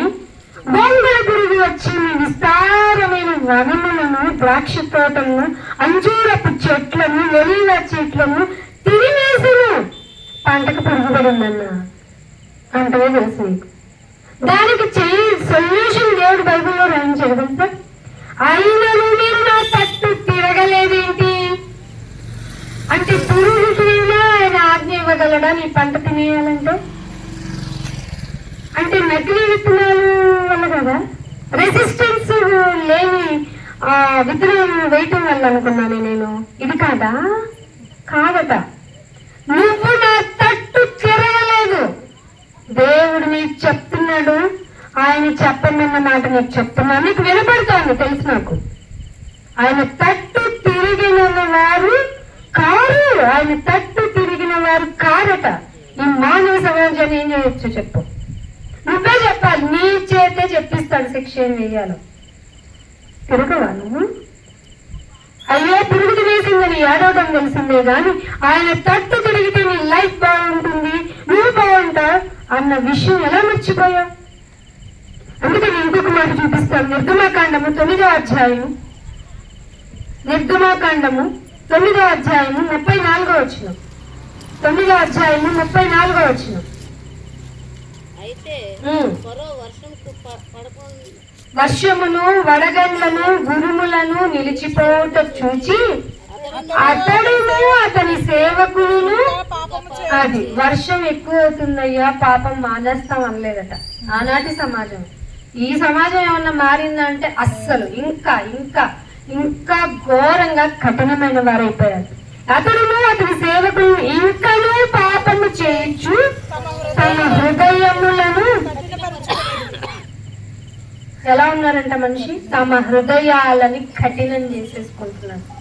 దేవుని మాటనన్నా ఇది వినాలి నువ్వు అంటే ఇది దేవుని మాట కాదు, ఒక మతం యొక్క మాట అంటున్నావు. ఇంత నిజాన్ని చెబితే ఇలా ఉండాలి, ఇది కదా నిజం. నీ పంటకి పురుగు పట్టడానికి కారణం, నీ పంటకి నీరు లేకపోవటానికి, అసలు నువ్వే నీరు తాగటానికి లేకపోవటానికి కారణం నువ్వు నా తట్టు తిరగకపోవటం అంటే అబ్బాయి ఇవన్నీ ట్రాష్, ఒక మతం యొక్క నమ్మకం అనుకొని పక్కన పడేసి హృదయాన్ని కఠినం చేసుకుంటున్న నీకు ఏ శిక్ష వేస్తే బుద్ధి వస్తుంది?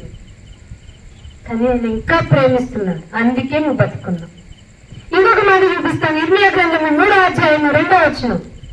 ఇర్మియా గ్రంథము 3వ అధ్యాయము 2వ వచనం. 3వ అధ్యాయము 2వ వచనం.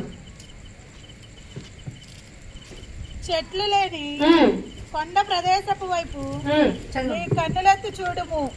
నీతో ఒకడు సాయనింపని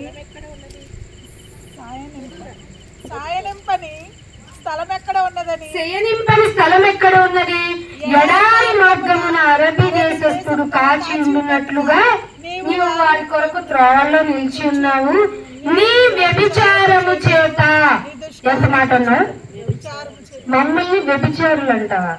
దేవుడి దృష్టిలో వ్యభిచారము అంటే నీ పాపపు మనసుతో ఆలోచించమాట. దేవుడు ఏం చెప్పాడో తెలిస్తే నీకు ఆశ్చర్యం వస్తుంది. నీవు వ్యభిచారము చేతను, నీ దుష్కార్యము చేతను దేశాన్ని అపవిత్రపరిచేశావు. కఠినపరుచుకున్న నీ హృదయం వల్ల దేశాన్ని అపవిత్రపరిచావు. పైగా ఏమిటి నేను చేసిన వ్యభిచారం అంటే దేవుడు చెప్తున్న మాట ప్రకారం చెప్తున్నాను, ఇది అండర్లైన్ చేసుకోవాలి. 1 సమూయేలు గ్రంథము 15వ అధ్యాయము, 1 సమూయేలు గ్రంథము, ఈ మాట అవసరం కాబట్టి చూపిస్తున్నాను. 1 సమూయేలు గ్రంథము 15వ అధ్యాయము 23వ వచనం. తిరుగుబాటు చేయుట తిరుగుబాటు చేయుట సోద చెప్పుట అనేటువంటి దానితో సమానము. మూర్ఖతను అగపరచుట, హృదయాన్ని కఠినపరచుకోవటం ఏంటి? మూర్ఖత్వం. మూర్ఖతను కనపరచుట, మాయా విగ్రహముతోను గృహదేవతలు పూజించుట అని దానితో యెహోవా ఆజ్ఞను నీవు విసర్జించి తిరుగుబాటు చేయకూడదు అని మాటకి, మూర్ఖత చూపించకూడదు అని మాటకి, అయినా ఆయన ఆజ్ఞను నీవు విసర్జించావు గనుక నీవు రాజుగా ఉండవు, నేను నిన్ను విసర్జించేస్తాను. మరి ఏం చేయమంటాను ఆయన అంటే పై మాటలో చెప్తున్నాను 22వ వచనంలో, యెహోవా సంతోషించినట్లు ఒకడు దహన బలులను అర్పించుట వలన ఆయన సంతోషించిన. దహన బలి ఇచ్చేస్తాం, పంటలో ఎంత ఇచ్చేస్తాం, పంట బాగా వచ్చింది కాబట్టి దానికి ఒక పంటని ఏర్పాటు చేసుకుని ఒక జంతువుని బలి ఇచ్చేస్తాం. ఎందుకు చేయాలి అలాగా? అది ఏ రోజన్నా ఆలోచించావా? దహన బలులు అర్పించుట వలన ఆయన సంతోషించును. ఆలోచించు. బలులు అర్పించుట కంటే, నువ్వు తెచ్చే అర్పణల కంటే, బలు ఇచ్చుట కంటే ఆజ్ఞలు గైకొనుట. నేను ఏం చెప్పాను అది చెయ్యటము, పొట్టేళ్లకు అర్పించుట కంటే మాట వినటం. ఒక మాట వింటే ఎంత బాగుంటుందో నీకు తెలుసు. ఒకసారి నీ పిల్ల కానీ మాట వినకపోతే ఆ వేదన నీకు తెలుసు. అలాంటి నీకు చెప్తున్నా, నువ్వు నాకు మాట వినలేదు, నువ్వే తిరగబడ్డావు, అందుకే నేను ఇవ్వటన్నాను. నేను అయినా మాట విని తిరుగుతావేమో అని సుమా, నీ మీద కక్ష కాదు నాకు. ఇలా అయినా అసలు వాటర్ ఇచ్చేది ఆయన కదా అని ఒక్కసారి నువ్వు ఆలోచించితే బాగుంటుంది కదా. ఇది నా హృదయ వేదన అని దేవుడు చెప్తుంటే, దేవుడికి ఏం వేదనలు ఉంటాయి, దేవుడికి ఏం బాధలు ఉంటాయి అని బాగా విర్రవీగిన అతి జ్ఞానం పొందిన నీకు ఎలా చెప్పవుతుంది? హృదయ కాఠిన్యం నేర్చుకున్నావు, కఠినంగా ఉండడం నేర్చుకున్నావు. మానసిక గుండెలో కఠినత్వం ఎలా వచ్చింది? వినకూడదు అనేది ఎలా వచ్చింది? నీకంటూ ఒక రూల్ పెట్టుకున్నావు గనక, ఆయన రూల్ అంటే నీకు పడటం లేదు గనక, ఆయన తిరగమన్నాడు, మల్లమన్నాడు, నా ఆజ్ఞను పాటించడమే నేను ఇష్టంగా ఉంటాను, అప్పుడే నీకు అన్ని సకల సౌకర్యాలు జరుగుతాయి అంటే, అయితే వాటర్ ఇవ్వకపోతే నాకేంటంట, ఎట్లాగైనా కొనుక్కుంటా, బాటిల్స్ లో తెచ్చుకుంటాను. ఏమండి మన అంటే తాతల టైంలో ఏమన్నా వాటర్ కొనుక్కున్నారా? ఇప్పుడు వాటర్ కొనుక్కొని ప్లేస్ ఎక్కడ చూపించండి, మీలాంటి విలేజెస్ లో తప్ప. ఇక్కడ కూడా కల్చర్ వచ్చేసింది. ఆ వాటర్ తాకండి, వాళ్ళ టేస్ట్ కోసం వేసే ప్రిజర్వేషన్, ఆ ప్రిజర్వేటివ్స్ వల్ల మీ మోకాళ్ళు తొందరగా అరిగిపోతాయంట, మంచిది కాదంట. భూమిలో దొరికే వాటర్ లో ఉండే లవణాలన్నిటినీ అవి ఆ స్వీటర్ రావటానికి వాడే ఆ పదార్థం వల్ల అన్ని డిజాల్వ్ అయిపోయి చప్పగా అన్నం ఎలా తింటున్నాం ఇప్పుడు? ఇదివరకు వంకాయ కూరతో వరణం తిన్నా చాలా బాగుండేదంట, ఆకుకూర పప్పు కూర కలిపి తింటే చాలా బాగుండేదంట, ఇప్పుడు అన్ని చప్పగా అయిపోయినాయట. కారణం ఏంటంటే నీకంటూ నువ్వు రూల్ పెట్టుకొని, నీకు ఎక్కువ కావాలనుకొని ఇష్టం వచ్చినట్టుగా పంటని పిండి మరి, ఆ భూమిని పిండి మరి నువ్వు తింటున్నావు కదా, అందుకే చప్పగా అయిపోయింది. ఎందుకు ఇవ్వాలన్నా? మేము ఇవ్వను, ఆయన నీ మాట వినట్లేదుగా, ప్లీజ్ వెయిట్ చేయండి, నా బిడ్డలు కదా మారుతారులే అని ఆయన అక్కడ ప్లీజింగ్ చేస్తున్నాడు. అందుకే నేను ఒక మాట చూపిస్తాను. యోబు గ్రంథము 20వ అధ్యాయం 20వ వచనం చూడండి. ఎందుకు నీకు ఎక్కువ అవుతుందో అడుగుతున్నాడు, చెప్తున్నాడు దేవుడు. ముగించేస్తాను 2 మాటలు. యోబు గ్రంథము 20వ అధ్యాయము 20వ వచనం. నా ఎముకలు నా చర్మముతోను నా మాంసముతోను అంటుకొని ఉన్నవి, దంతముల. యోబు గ్రంథం అండి 20వ అధ్యాయము. వారు ఎడతెగక ఆశించిన వారు, బాగా పంట కావాలి, బాగా ఎంత కావాలంటే ఒక ఎకరానికి ఎన్ని బస్తాలు పండుతాయండి? మామూలుగా ఒక 30 50 ఒక 50 బస్తాలు అనుకున్నాం. ఇది కూడా ఎక్కువే, కానీ 30 మినిమం 30 వేసుకున్నాం. కానీ మనం ఎంత పట్టిస్తాం? నేను ఎంత 100 బస్తాలైనా పండిస్తానని ఛాలెంజ్ చేస్తాడు. అతను మనం ఉత్తమ రైతు అంటాం. ఎడతెగక ఆశించావురా నువ్వు ఇస్తాయండి. ఒక గేదె దాని బేబీ చనిపోయింది అనుకోండి, దానికి ఒక నీళ్ళతో ఒక పోటు పొడుస్తాం. దాని ఇంట్రెస్ట్ లో వైబ్రేషన్స్, తల్లి తన డెలివరీ టైంలో ఎంత పెయిన్ పడుతుందో అంత స్టిమ్యులేషన్ జరుగుతుంది. అలాంటి పాలు పిండుకొని వైట్ బ్లడ్ రోజు కాఫీ, టీ, పాయసం, పరమాన్నం అంటుంది. ఎంత సైకోయిక్ క్యారెక్టర్స్ మనం అంటాము. నరరూప రాక్షసుని ఎవరినో అంటాం, మనమేనండి బాబు. కాఫీ తాగినప్పుడల్లా, టీ తాగినప్పుడల్లా, పరమాణం స్వీట్లు తిన్నప్పుడల్లా, పాలక్ పన్నీర్ తిన్నప్పుడల్లా ఒకటే తలనొప్పి. ఆయన ఎంత కఠినంగా ఎలా అయిపోయింది ఆయన. నేను ఆలోచించుకున్నావు పెట్టాను. తక్కువ తిండిపోతానుకో అన్నాడు అప్పుడు దేవుడు. Okay, thank you. ఏమంటే వారు ఎడతెగక ఆశించిన వారు అందుకే తమ ఇష్ట వస్తువుల ఒక్క దారితోనే బతకరు. ఇదంటే ఇష్టం. ఈ పంట అమ్మేసి గోల్డ్ కొనుక్కున్నా, ఈ పంట అమ్మేసి ల్యాండ్ కొనుక్కున్నా, ఈ పంట అమ్మేసి ఏదినైనా నీ చావు నిన్ను రక్షించేది. తెలిస్తే చెప్పవా ప్లీజ్, నాకెందుకు ఈ బాధ, మేము కూడా వచ్చేస్తాం. చావుని తప్పించుకోవడానికి దేవుడు చెప్పిన మార్గం ఏంటంటే నేనే నీకు దిక్కు. అది కాదు చాలా ఉన్నాయని వస్తు రూపాయలను చూపిస్తున్నాం, కానీ ఎక్కడా రుజువు లేదు. మనిషి చచ్చిపోతున్నాడు అన్ని వదిలేసి.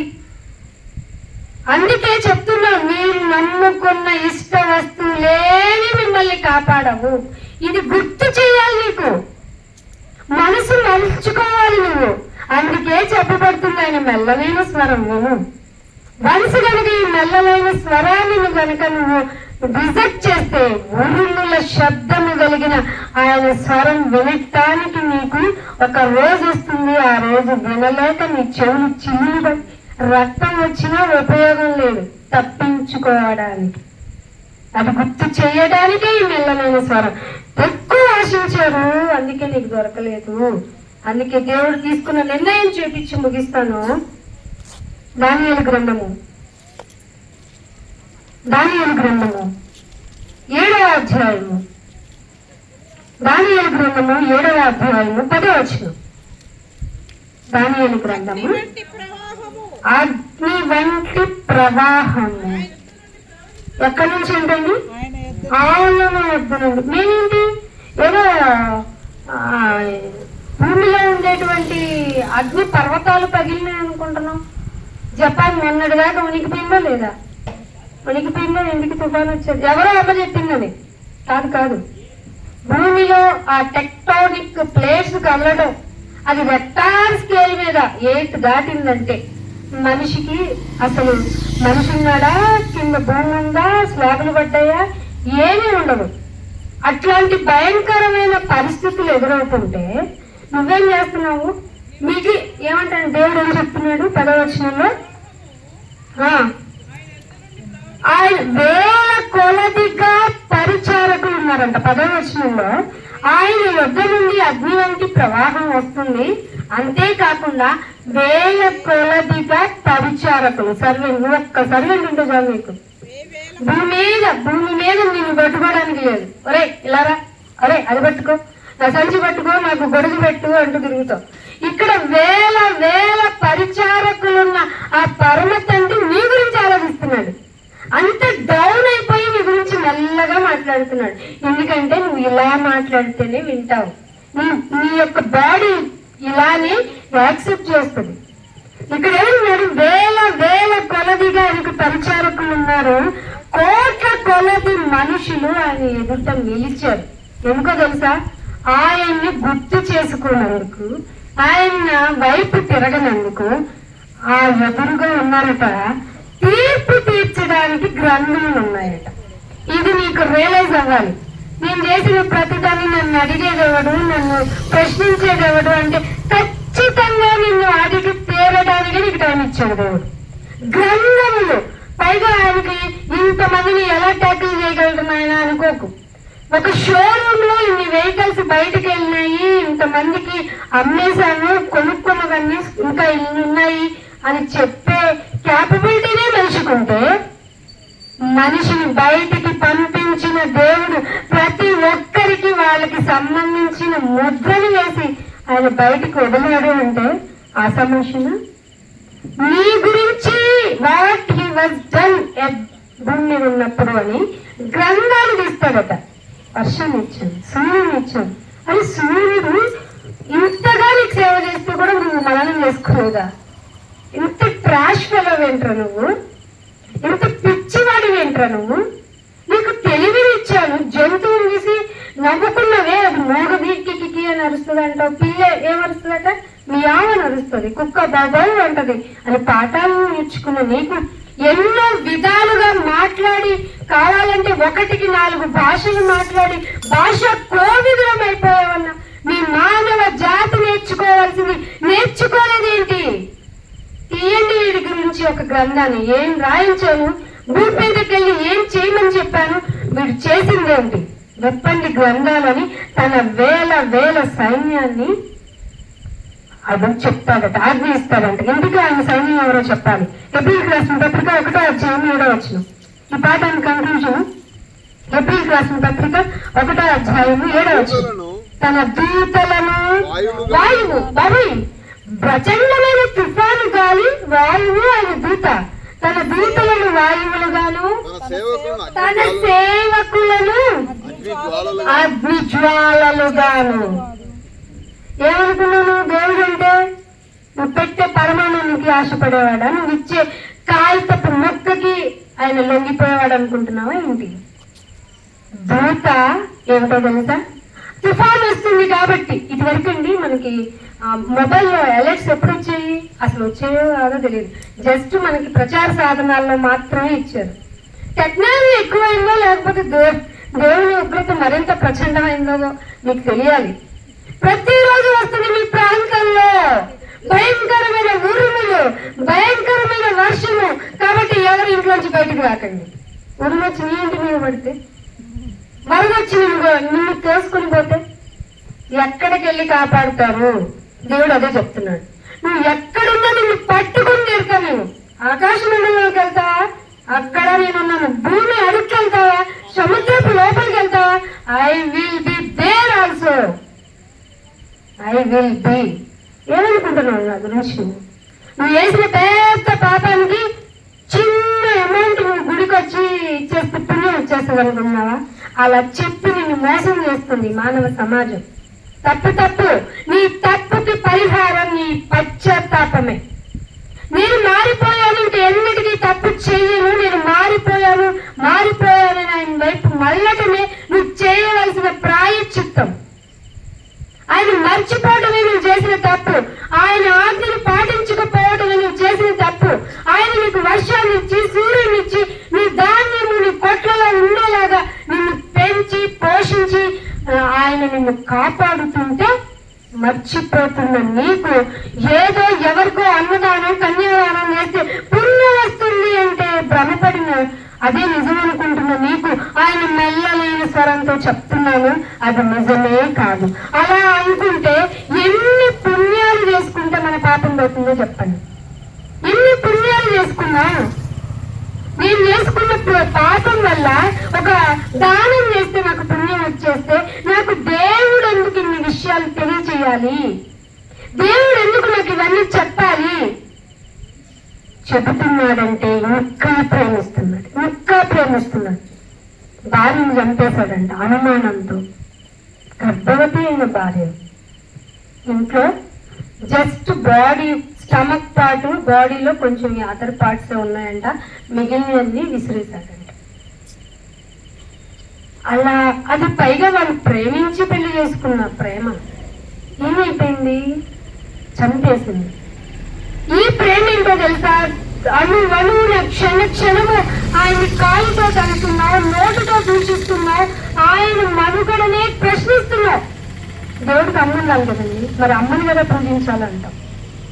దేవుడు అమ్మ కదా మనకు ఉండాలి అంటాం. నీ అతి తెలివితో నమస్కారం. దేవుడు రిలేషన్స్ పెట్టింది మనిషికి నాన్న. మనిషి నుండే ఇంకొక మనిషి వస్తేనే బంధాలు నిలబడతాయని సెక్షువల్ మేనరిజం కూడా పెట్టింది దేవుడే. దాన్ని అతిక్రమించి ఒక భార్యలో చూడవలసిన అన్నిటినీ పరాయి ఆడవాడి దానిలో, పరాయి మగవాడిలో చూసి అక్రమం నేర్చుకుంది నువ్వు. మనిషిని మనిషి చంపుకునేలాగా క్రూరత్వాన్ని నేర్చుకుంది నువ్వు. మధ్యలో దేవుడు ఏం చేశాడు? చిన్నపిల్లలు దేవుడు ఎందుకు అంత అన్యాయిస్తుందంటావేంటి? పిల్లలు ఉన్నారు కదా, మరి పద్ధతిగా ఉండాలి కదా. నువ్వైనా భర్త అయినా భార్య ఎవరి పద్ధతుల ప్రకారం వాళ్ళు ఉండకుండా, ఎవరి ఇష్టానుసారంగా వాళ్ళు ప్రవర్తించి దేవుడి మీద వేస్తారేంటి నెపాన్ని అంతా తీసుకొచ్చి. కాబట్టి ఆలోచించండి. నీ హృదయం కఠినమైపోయింది. ఆ కఠినమైన హృదయంతో దేవుణ్ణి గుర్తించటం లేదు సరికదా, మననం చేసుకోవటంలా. శిక్ష గ్యారెంటీ. అందుకే ఈ లోపైనా మారుతావని కొన్ని ప్రకృతి వైపరీత్యాలను నీకు టచ్ చేస్తున్నాడు. అందుకని కీర్తన 147వ కీర్తన 147వ కీర్తన ముగించేస్తానండి.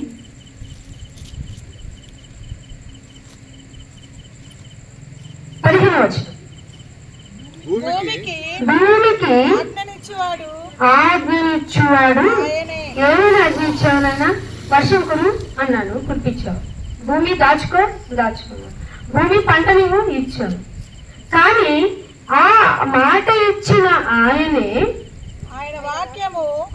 వాక్యము చాలా ఫాస్ట్ గా వెళ్తుంది. మీ 5G 10G ఏవన్నా స్లో అవుతాయేమో గాని దేవుని వాక్యము అంటే దేవుని మాట మాత్రం వెరీ స్పీడ్. నువ్వు అనుకున్నంత టైం లేదు. నీకే టైం ఇచ్చాడు ఆయన. టైం దేవునికి ఎందుకు? ఆయన కాలాతీతుడు. దేవుడు ఎవరండి? కాలంలో ఫ్రిక్షనల్ అయ్యేవాడు కాదు. కాలం నీకు టైం అయిపోతుందంటావు. దేనికి? తినడానికి టైం అయింది, పడుకోవడానికి టైం అయింది, అన్నిటికీ టైం అవుతుంది. కానీ నీకే టైం అయిపోతుందన్న విషయం ఎప్పుడైనా గమనించావా? ఇంకా గమనించకపోతే నీకు కొన్ని సింప్టమ్స్ చెప్తా. పరిగెత్తుకుంటూ వెళ్ళిపోయే నీ అడుగులు చాలా స్లో అయిపోయింది. ఎంత దూరం నుంచైనా ఒక ఇమేజిన్ చూడగలిగే నీ శక్తి ఏమిటో కనిపించటం లేదు అనిపిస్తుంది. ఎంత తిన్నా అరాయించుకునే నీ జీర్ణ వ్యవస్థ కొంచెం పెరుగన్నం తింటే చాలు, ఇది కూడా అరుగుతుందో లేదో అనే స్థితికి వస్తుంది. డ్యామేజ్ అయిపోతుంది బాడీ మొత్తం. తెలియకుండా ఎన్నో రోగాలు సప్రెస్ అయిపోయి ఏమైందో అని వెళ్తే నీ చెవులు భయంకరమైన నిజాన్ని ఎదుర్కొంటా. నీ క్యాన్సర్ అమ్మా. ఎందుకు క్యాన్సర్ అంటే నువ్వు తినే పదార్థాల్లో ప్లాస్టిక్ ఉంది. ఆ ప్లాస్టిక్ వల్లే నీకు సైడ్ ఎఫెక్ట్స్ వస్తున్నాయి. నీ కాలం చెల్లిపోయింది, నువ్వు స్టేజ్ 4లో ఉన్నావు అని చెప్తాడు డాక్టర్. ఆ స్థితికి వెళ్ళక ముందే ఒక్కసారి ఆలోచించే జ్ఞానం మనిషికి దేవుడు ఇచ్చాడు. భూ జంతువులన్నిటికంటే తెలివినిచ్చింది ఎవరికండి? 84 లక్షల జీవరాశుల కంటే తెలివైన వాడు. ఆ తెలివైన వాడు ఏమన్నాడు? మనిషి కూడా ఒక జంతువే. ఏమిటండి? మనిషి జంతువు కాదండి, మనిషే. జంతువులాగా తయారయ్యి తన జాతికి ఏమని పేరు పెట్టుకున్నాడు తెలుసా? ఈ క్రూర మృగాల మధ్య అవి సూసైడ్ చేసుకుంటాయి. నిజమే. మాకు తెలియదురా ఏ పాప పుణ్యము, మీరేంట్రా మాతో పోల్చుకుంటారు? క్రూర మృగమైన కొన్ని క్లిప్స్ వస్తుంటే ఒక జంతువుని వదిలేస్తున్నాయి వాటి యొక్క నిస్సహాయ స్థితిని చూసి. కానీ 2-3 నెలల పిల్ల మీద నీ కామ చూపు ఎందుకు వచ్చింది? క్రూర మృగాన్ని కాదు, అంతకంటే డేంజర్ ఫెలో. నువ్వు భూమి మీద ఉండటానికి లేదు, అసలు ఛాన్సే లేదు. కానీ దేవుడు నువ్వు మారుతావు అని నీకు ఒక ఛాన్స్ ఇచ్చాడు. ఆలోచించి నా వైపు తిరుగు. నేను వర్షాలు ఇస్తుంది ఫ్రీ ఆఫ్ కాస్ట్, గాలిని ఇస్తుంది ఫ్రీ ఆఫ్ కాస్ట్, నీకు జీవితాన్ని విత్ ఫ్రీ ఆఫ్ కాస్ట్. హాస్పిటల్కి వెళ్ళి నాకు ఆక్సిజన్ అందట్లేదు, కొంచెం ఫ్రీగా పీల్చుకొని ఇస్తాను ఇవ్వండి. ఇంత అవుతుందండి. ఇష్టమైతే భరించండి, కష్టమైతే వెళ్ళిపోండి. అయ్యో నా ప్రాణం పోతుంది, అయితే నాకేంటి అంటారు. అదే దేవుడు అనుకుంటా ఇలా ఎన్ని చెప్పాలి దేవుడి గురించి నీకు ఉచితంగా ఇచ్చేది. అనుకోకుండా లక్కీగా నాకు చాలా కలిసి వచ్చింది. ఒరే నువ్వు కలిసి వచ్చిందని అనుకునైనా నా వైపు తిరుగుతావనే కదరా నీకు అన్నీ ఇచ్చాను. అన్నీ తిని ఏమంటావు? నా కష్టం దేవుడెవరో, నేను కష్టపడి సంపాదించుకున్నా. అరే ఆయుష్యం ఇచ్చిన ఆయన నీకేం గుర్తు చేయలేదా? గుర్తుకు రాలేదా? పనిష్మెంట్ కంపల్సరీగా. అందుకే 17వ వచనంలో 147:16 కీర్తన 147:16 ఏమంటున్నాడు చూడండి. గొర్రెబొచ్చుల వంటి ఆ, హిమము కురిపించువాడు గొర్రెబొచ్చు వంటి హిమమును కురిపించేవాడు ఆయనే. బూడిద వంటి చదవండి, ఏం చదువుతుందండి?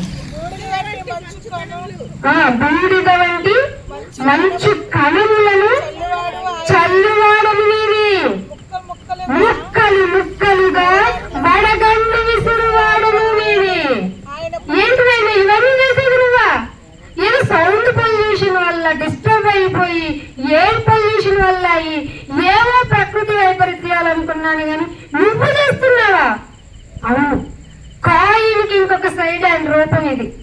ఆయన ప్రేమామయుడే, కరుణామయుడే, నిన్ను పోషించేవాడే, నీతిమంతుడైన అందరినీ ఈక్వల్ గా చూసే నేనే. నీవు నా వైపు తిరగనందుకు నేను వడగండుని ఎలా వినిపిస్తున్నాడంట? బూడిద వంటి మంచుని, బూడిద వల్ల మంచి ఊపిరి పీల్చుకుంటావా? ఇది చూడటానికి స్నో బాగానే ఉంటది, వెళ్ళి అక్కడ ఉండేవాళ్ళని అడగండి ఎంత భయంకరమైన పరిస్థితులు ఎదుర్కొంటారు. అంటే నాకు ముక్కలుగా వడగండి విసిరేది నేనే. అసలు ఆయన చలి పుట్టిస్తే ఎవడు ఎదుర్కొంటాడు చెప్పండి? మా దగ్గర జర్కిన్ ఉంది, చలి కోట్లు ఉన్నాయి, గ్లౌజులు ఉన్నాయి. అబ్బే ఇదేం చల్లవు నాయన, నీ చేతులు చల్లబడిపోతాయి, నువ్వు చచ్చిపోతావు అంతే. మనిషి బాడీ ఇంత టెంపరేచర్ వరకే టాలరేట్ చేసుకోగలరు. అది దాటితే మంచి ఖండాల్లోకి వెళ్ళి బ్లాక్ పెడతా ఉన్నవాళ్ళు బూడిదయ్యారు అక్కడ. కాకపోతే మంచి యొక్క లక్షణం ఏంటంటే బాడీని చెడగొట్టదు. ఎందుకంటే ఆ బాడీ చెడకుండా ఉంటే నీకు బుద్ధి వస్తుంది. అందుకంటున్నాడు ఆయన ఆజ్ఞగా అవన్నీ కరిగిపోవును, ఆయన తన గాలిని విసిరితే నీళ్ళు వస్తాయి. నువ్వు నీళ్ళు విసురు, గాలి వచ్చిద్దా? ఎంత మంచి దేవుడండి, ఎంత కోపం ఉండాలండి ఆయనకి. కానీ నిన్ను ప్రేమించడానికి ఆయన అంతగా డౌన్ టు ఎర్త్ అయిపోయారా? మారు నువ్వు ఆయన ఇన్ని చెప్పు నీలో మార్పు వస్తేనా ఎంత బాగుంటది. ఇక్కడే స్వర్గాన్ని చూడొచ్చు. కానీ దేవుడు ఎందుకు చెప్పిస్తున్నాడో తెలుసా? ఆయన దగ్గరికి వెళ్తాం, ఇదిగో భూమి మీద నీ పిల్లల్ని పెట్టావుగా నీతిమంతులు, వాళ్ళు చెప్పాలి కదా మాకు. మేమేదో బుద్ధి తక్కువ అయ్యి గర్వించి మేమేదో తెలియకుండా మా ఇష్టానుసారంగా బ్రతికితే కనీసం ఒక మాట వినిపిస్తే నేను మారిపోను అంటావా లేదా? అందుకు ఆ మాట ఆయన అనిపించుకోకూడదు కనుకనే నిన్ను నీకు వినపడేలాగా, ఈ రోజు వచ్చేలాగా, ఆ రోజులో నువ్వు ఉండేలాగా, నీ ఆరోగ్యం బాగుండేలాగా, నీ చెవులు బాగా పనిచేసేలాగా అన్ని సెట్ చేసి నేను ఇక్కడ కూర్చోబెట్టాడు. నువ్వేమనుకున్నా నేను తిన్న ఫుడ్ వల్ల నేను ఆరోగ్యంగా ఉన్నాను ఏమంటున్నాడు? అవన్నీ అదిగా ఎన్నుకో. ఆయన ఇదే చెప్తున్నాడు. ఆయన ఇంత క్యాపబిలిటీ ఉన్న ఆయన మనిషికి వాక్యాన్ని తెలియజేశాడంట. యాకోబుకు తెలియజేస్తే మనం తెలియజేసినట్టే కదా. వాక్యముని యాకోబుకు తెలియజేసాను. ఎందుకు ఏమేమి తెలియజేశాను? ఆయన కట్టడేంటో, ఆయన న్యాయం ఏంటో, విధేంటో అన్ని చెప్పేశాను. నాకు తెలియదు అనడానికి లేదు, నువ్వే చేశాను జరుగుతాను నా మీద నెపం వేయటానికి లేదు. నీకు మొత్తం చెప్పాను నేను, నీకు వినపడింది, సాక్షార్థం అయిపోయింది. క్లోజ్. ఇంకా నీ కదా రేపో మాపో రేపేమి సంభవించు నరునికి తెలియదు, నరునికి తెలియదు. ఆ ఎక్కడో రక్తం ఎర్రగా అయిపోయిందంటే కారణం ఆల్గే అంటున్నారు. ఆల్గీని ఎర్రగా మారేలాగా చెయ్యి అని చెప్పింది ఎవరు? అయితే దేవుడు అయి ఉండొచ్చు. మారుతావని లాస్ట్ ఒక మాట చూపించి ముగించేస్తాను. కీర్తన 103వ కీర్తన 20వ వచనం. దూతలారా ఆయన యెహోవా దూతలారా ఆయన ఆజ్ఞలకు లోబడి ఏం చేస్తున్నాయంట? అవి ఆయన ఆజ్ఞలకు లోబడి ఆయన వాక్యమును అది దూతలు ఏం చేస్తున్నాయి? నాకు దూత అంటే ఏంటో చెప్పండి. ఫర్ ఎగ్జాంపుల్, వాయువులను దూతలుగాను అగ్ని జ్వాలలను తన యొక్క సేవకులుగా నియమించుకున్న ఆయన అవి ఏం చేస్తున్నాయంట? ఆయన ఆజ్ఞను నెరవేర్చి 20వ వచనంలో దూతలారా ఆయన ఆజ్ఞకు లోబడి ఆయన వాక్యము నెరవేర్చేవారట. అవి బలశూరులు. నేను ఫస్ట్ లో స్టార్టింగ్ లో చెప్పాను, ఒక జంతువునికి లోబడిందంటే కారణం ఆయన ఆజ్ఞకు లోబడి. దానికి తిక్కరేగింది అనుకోండి, ఒక ఎలిఫెంట్ కి దాన్ని బరువు మోసి మోసి మోసి మోసి నీకు లోబడుతుందంటే కారణం ఆయన ఆజ్ఞ ఇచ్చింది. ఒక జంతువు నీకు పాలు ఇవ్వడానికి నిలబడింది అంటే కారణం ఆయన ఆజ్ఞ ఇచ్చింది. ఒక జంతువుని తీసుకొని నువ్వు వ్యవసాయం చేయడానికి వెళ్తే దాని మీద భారమైన రవాణా కోసం అది భారమైన బరువులు వేసిన అది మోసి ఏడుస్తుంది తప్ప నేను చెయ్యను, నేను రాను, బిలాంతో గాడికి మాట్లాడినట్టు మాట్లాడితే అందరం చచ్చిపోతాం. చిచిచి బాబాయ్. మన కార్టూన్లు అప్పుడప్పుడు మాట్లాడుతూ ఉంటాయి కదా కొన్ని జంతువులు, చక్కగా చూస్తాం. అవి నిజమైతే అవుతుందా మన వల్ల? మరి దుర్మార్గుడు నా మీద ఎంత పొరిగేసి వచ్చావు ఏమిట్రా, నేను మనిషినా గొడ్డునా అని అడగదా? ఒక్క మనిషి తన హృదయ కాఠిన్యం వల్ల తన చుట్టూ ఉన్న జంతువుల పట్ల కూడా మనసు కనికరం లేకుండా ఉన్నాడు. అందుకే కుక్కలు ఉండకూడదని ఢిల్లీలో చెప్పేసుకున్నాం. ఈ ఫ్యూచర్లో ఇటు వచ్చిన ప్రాబ్లమే. ఎందుకు కుక్కలు మనిషి కలిసిందని కదా లోపల వేయాలి. ఇప్పుడు ఎవరో ఒక వ్యక్తి రేప్ చేశాడు, మనుషులందరూ మగాళ్ళందరూ జైల్లో ఏంటంటే కుదురుతున్నా? కలిసిన దానిని అది కరవడానికి కారణాలు ఎత్తుక్కొని చెయ్యాలి. పైగా ఎవరిచ్చారు తీర్పయ్యా అంటే మన న్యాయాధిపతులు. తప్పు కదండి. మనకెంత హక్కు ఉందో వాటికి అంతే హక్కు ఉంది. మళ్ళీ ఇలా చెప్తున్నాను కదా మీరు ఏదో జంతు ప్రేమికురాలని అనుకోకండి. నేను దేవుని ప్రేమికురాలని, దేవుడు ఆజ్ఞ ప్రకారం చెప్పమని చెప్తున్నాను. తర్వాత మనం మీ విధులు మీరు నేర్చుకోండి. ఎందుకంటే హృదయ కాఠిన్యంతో ఎన్నో సెక్షన్స్ క్రియేట్ చేసుకుంటాం కదా. నువ్వు మారవని తెలుసు, నువ్వు చెయ్యవని తెలుసు, కానీ నీకు సాక్షార్థమై వినిపించబడింది. రేపో మాపో నీ కథ ముగుస్తుంది. అప్పుడు అక్కడ కళ్ళు తెరుస్తావు, అప్పుడు చెప్పు ఆన్సర్. ఇప్పుడేం మాట్లాడదు. ఒకవేళ లేదు రియలైజ్ అయ్యాను మారాను అంటే ఆయనే దిక్కు అంటూ మొక్కు, ఆయనే నిన్ను కాపాడుకుంటాడు. మీకు ధన్యత దేవుడు మీకు అందరికీ దయచేయాలని, ఈ గ్రామాన్ని దేవుడు మరింతగా తన కృపతో నింపాలని కోరుకుంటూ నేను ఆ మాటను ముగిస్తున్నాను. చిన్న ప్రార్థన చేసుకుందాం. మీకు ఏమన్నా చిన్న రియలైజేషన్ అనిపిస్తే అక్కడే మీ మనస్సులోనే, బయటికి కూడా ఏం చెప్పక్కర్లా, మనస్సులోనే ఒక్కసారి ఆలోచన చేయండి. ఈ కుటుంబానికి ఎంత భారమో మీకు తెలియదు. ఇక్కడికి వచ్చి మీకు ఇలా చెప్పడం వల్ల మాకెంత భారం ఉందో మాకు తెలుసు. ఇవన్నీ దేవుని పని ముందు చాలా తక్కువ అనుకున్నాం కనుక మిమ్మల్ని రక్షించుకోవాలి. మానవ జాతిని మనం కాపాడుకోకపోతే ఇంకెవరు కాపాడుతారు అనే ఒక చిన్న సామాజిక స్పృహతో మాత్రమే ఈ మాటలు మీకు చెప్పడం జరిగింది. నిజంగా అనిపిస్తే ఒక్కసారి ఆయనకి ప్రార్థన చేసుకో. మారి ఇక నుంచి మారి ఆయన గురించి ఒక నిర్ణయం తీసుకో, క్రమశిక్షణ నేర్చుకో, న్యాయం నేర్చుకో. తండ్రి, నువ్వు ఎంతగా మాకు సేవ చేసి పెడుతున్నావు. నీ కోట్ల సైన్యం నా కొరకు పనిచేస్తోంది. మేము మాత్రం తిని విర్రవీగుతున్న దుష్టత్వాన్ని పెంచుకున్నాం. తండ్రి క్షమించండి. నీ మాటలు, నీ బాధ, వేదన ఈ గ్రామంలో ఎవరికి వినపడాలో వారికి వినిపింపజేశావు. అందుకు నన్ను, ఈ కుటుంబాలను, నా సహకారుడైనటువంటి నా భర్తని ఇక్కడికి తీసుకొచ్చి మమ్మల్ని ఎంచుకున్నాను ఆయన. అందుకు థ్యాంక్ యూ సో మచ్. ఇదిగో విన్నారు నా బిడ్డలు, చాలా మంది విన్నారు. వారి మనసుల్లోకి నీ మాటలు వెళ్ళాయి. కానీ దుష్టుడు ఉన్నాడు, ఎత్తుకొని పోతాడని తెలుసు కనుక వారిని కాపాడండి నాయన, వారిని కనికరించండి, వారికి సమయం ఇవ్వండి నాయన. ఎందుకంటే నీ మనసు ప్రకారమే అంతటా అందరూ మారు మనసు పొందాలనే నీ ఆలోచన ప్రకారమే సమయాన్ని అడుగుతున్నాం. దయచేసి క్షమించండి. నీ యొక్క నేచరు, నీ యొక్క క్యారెక్టర్ని మరింతగా మేము సమాజంలోనికి తీసుకువెళ్తాం. నేను ఎలాగైనా 10 మందినైనా అగ్నిలో నుంచి కాపాడుకుంటాం. దయచేసి మాకు అవకాశం ఇవ్వండి. ఈ బిడ్డలందరినీ, ఈ గ్రామాన్ని, ఈ కుటుంబాలన్నిటినీ మీ చేతులకు అప్పగిస్తున్నాం. మీ కృపను కోరుకుంటూ యేసుక్రీస్తు వారి అతి పరిశుద్ధమైన నామమున ఈ ప్రార్థన అడిగి వేడుకుంటున్నాం మా పరమ తండ్రి. Amen. Thank you all of you. God bless you to all.